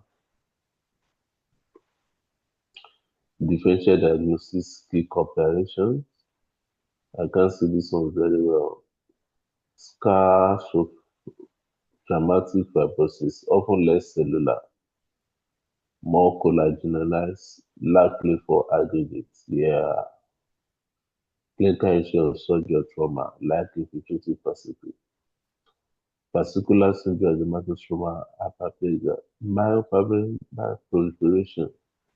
They have cyclar vascular spaces, lack infiltrative pattern, and lack fascicle. We see the 34 positive, unlike for fibromatosis, which is to do 34 negative. See spindle cell metaplastic carcinoma. Is it the same thing as fibromatosis like No, not the same. metaplastic carcinoma? How will you differentiate spindle cell metaplastic carcinoma from fibromatosis like metaplastic carcinoma, given that both of them are cytokeratin positive? How will you differentiate the two?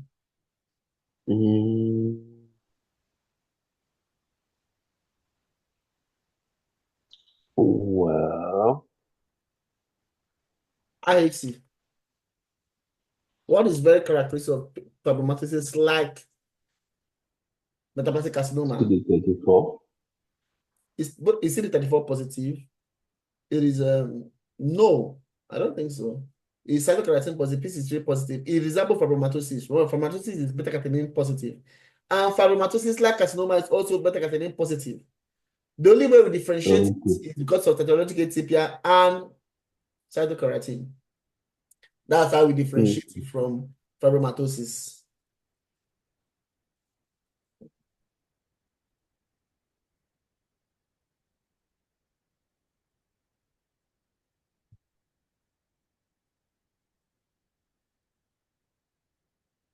Let's see. Spindle morphology. Okay, this one will have high cellularity, nucleotipia. You can't even, both of them are, okay, FLMS is more bland, but I will look at ahexis. Spindle cell metaplastic carcinoma will be beta-catenin what? Negatives. Why FLMC will be positive. And FLMC can overlap with fibromatosis because sometimes it looks almost bland. So how do you differentiate fibromatosis like metaplastic carcinoma from fibromatosis itself? IHC wise. Distinguish what? FLMC and Cytokeratin. cytokeratin. Perfect. Let's continue. Let's continue, sir.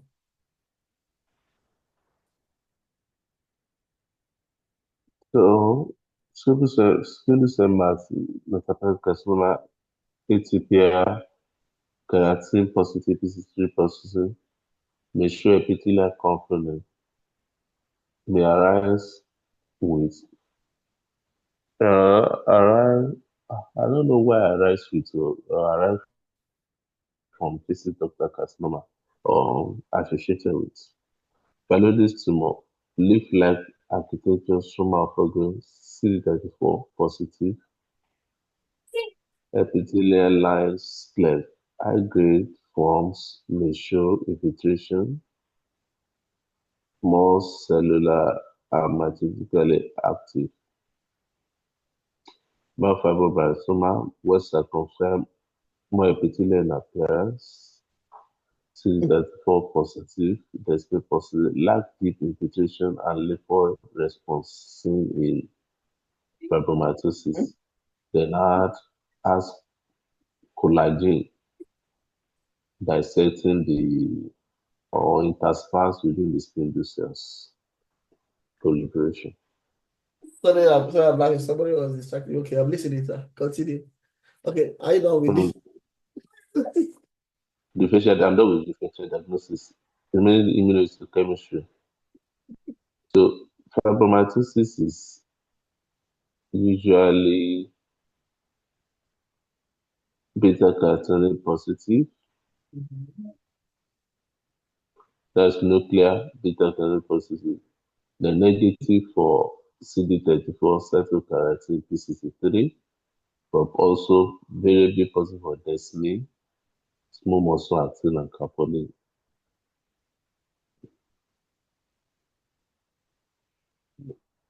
Okay, very good. Variable. Okay, genetics. Yeah, mutation. APC mutation, beta-carotene, that's CTNNB1 mutation, especially in familial adenomatopsis,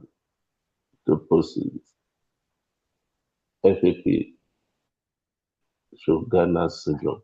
Then we talk about two-cause syndrome, in which the other time, in which FAP is associated with medulloblastoma or glioblastoma, what you call it. Yes, some For forms of Ghana's syndrome, yes. for Ghana's syndrome, we have fibromatosis and which one now? FAP. I mean, which other one is also Ghana's syndrome? The other syndrome, You remember? osteomas, Osteomas. fibromatosis, desmoid-like tumor, something like that. Anyway, Okay. continue. Aberrant beta-carotene nuclear.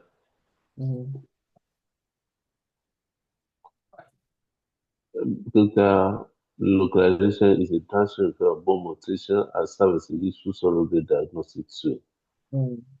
So all clinical peers all consider surgical trauma easy to different fibrosis from scar, may underdiagnose or misclassify due to limited sampling and overlap with other spindle cell lesions. Multidisciplinary approach involving radiology, while incision with negative margins, no metastatic potential but local aggressiveness require careful management. Yeah, Sunday, this is the repetition. Diagnosis required is another.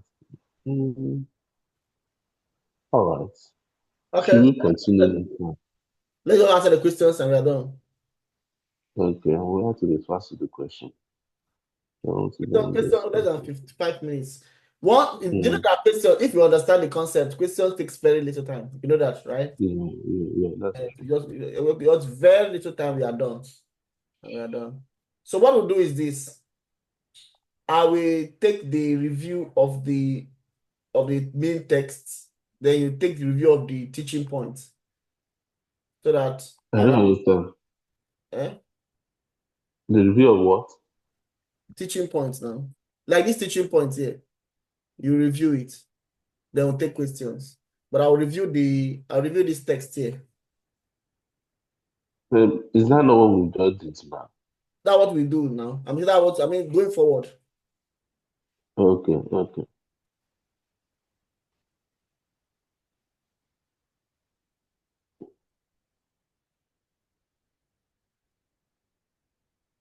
Mm,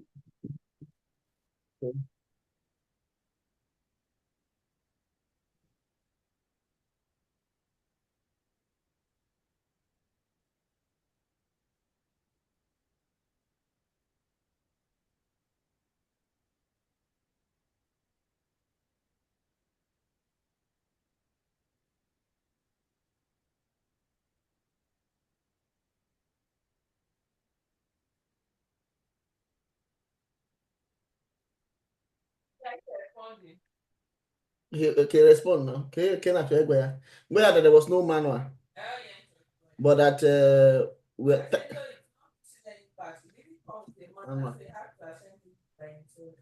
but I will correct it now with the picture and put some laughing emoji and then thank him very well again.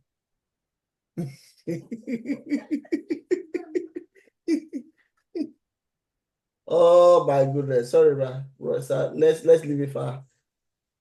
How many minutes do you have? In 5 minutes we can be done with this. I don't know. 5 minutes, 5 minutes, 5 minutes. Five Which one minutes. is this one like coming out now? It's what it is. We're bringing out table. Sorry. I don't want tables.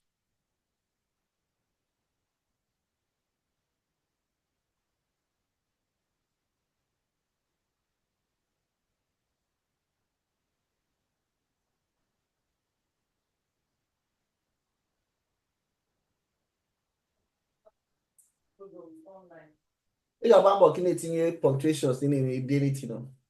Ebe gosi ị na-use punctuation well, like ebe ga-use capital letter, ebe use small letter, where you use full stop, kind of thing. Ị ga-agba mbọ na-use ya. What's the most common genetic mutation found in breast fibromatosis? CCNND1. Number 2. Which of the following immunochemical markers is correct positive fibromatosis? Beta catenin, nuclear beta catenin. Fibromatosis of the breast is best described as what? Locally infiltrative but not metastasizing lesion. What is the approximate recurrence rate if not widely excised? 25%. What's the margin you're supposed to excise to? What degree? 1 centimeter. Which age group is most commonly affected by fibromatosis of the breast? 20 to 40s. 20 to 30s. Which of the following features help distinguish fibromatosis from a scar? If you go to clinical aggregates. And then history, you look very good. I look for history of trauma. Which lesion is not commonly considered in differential diagnosis of fibromatosis? Global carcinoma in situ. Which of the four? What is the most common, most typical mammographic appearance of fibromatosis? Speculated on irregular diagnosis. Which immunostain is helpful to rule out spindle-cell metaplastic carcinoma? Cytokeratin. How do you differentiate spindle-cell metaplastic carcinoma from FLMC? Beta catenin. Which inherited syndrome is associated with familial APCG mutation and fibromatosis? Gardner syndrome.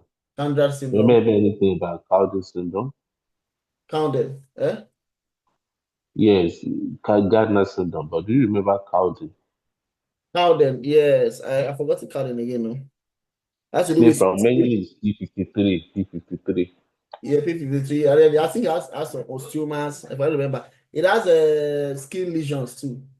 Let's go, let's go. Let's Check go it. there because of time. Let's remind me next time we'll do Karen.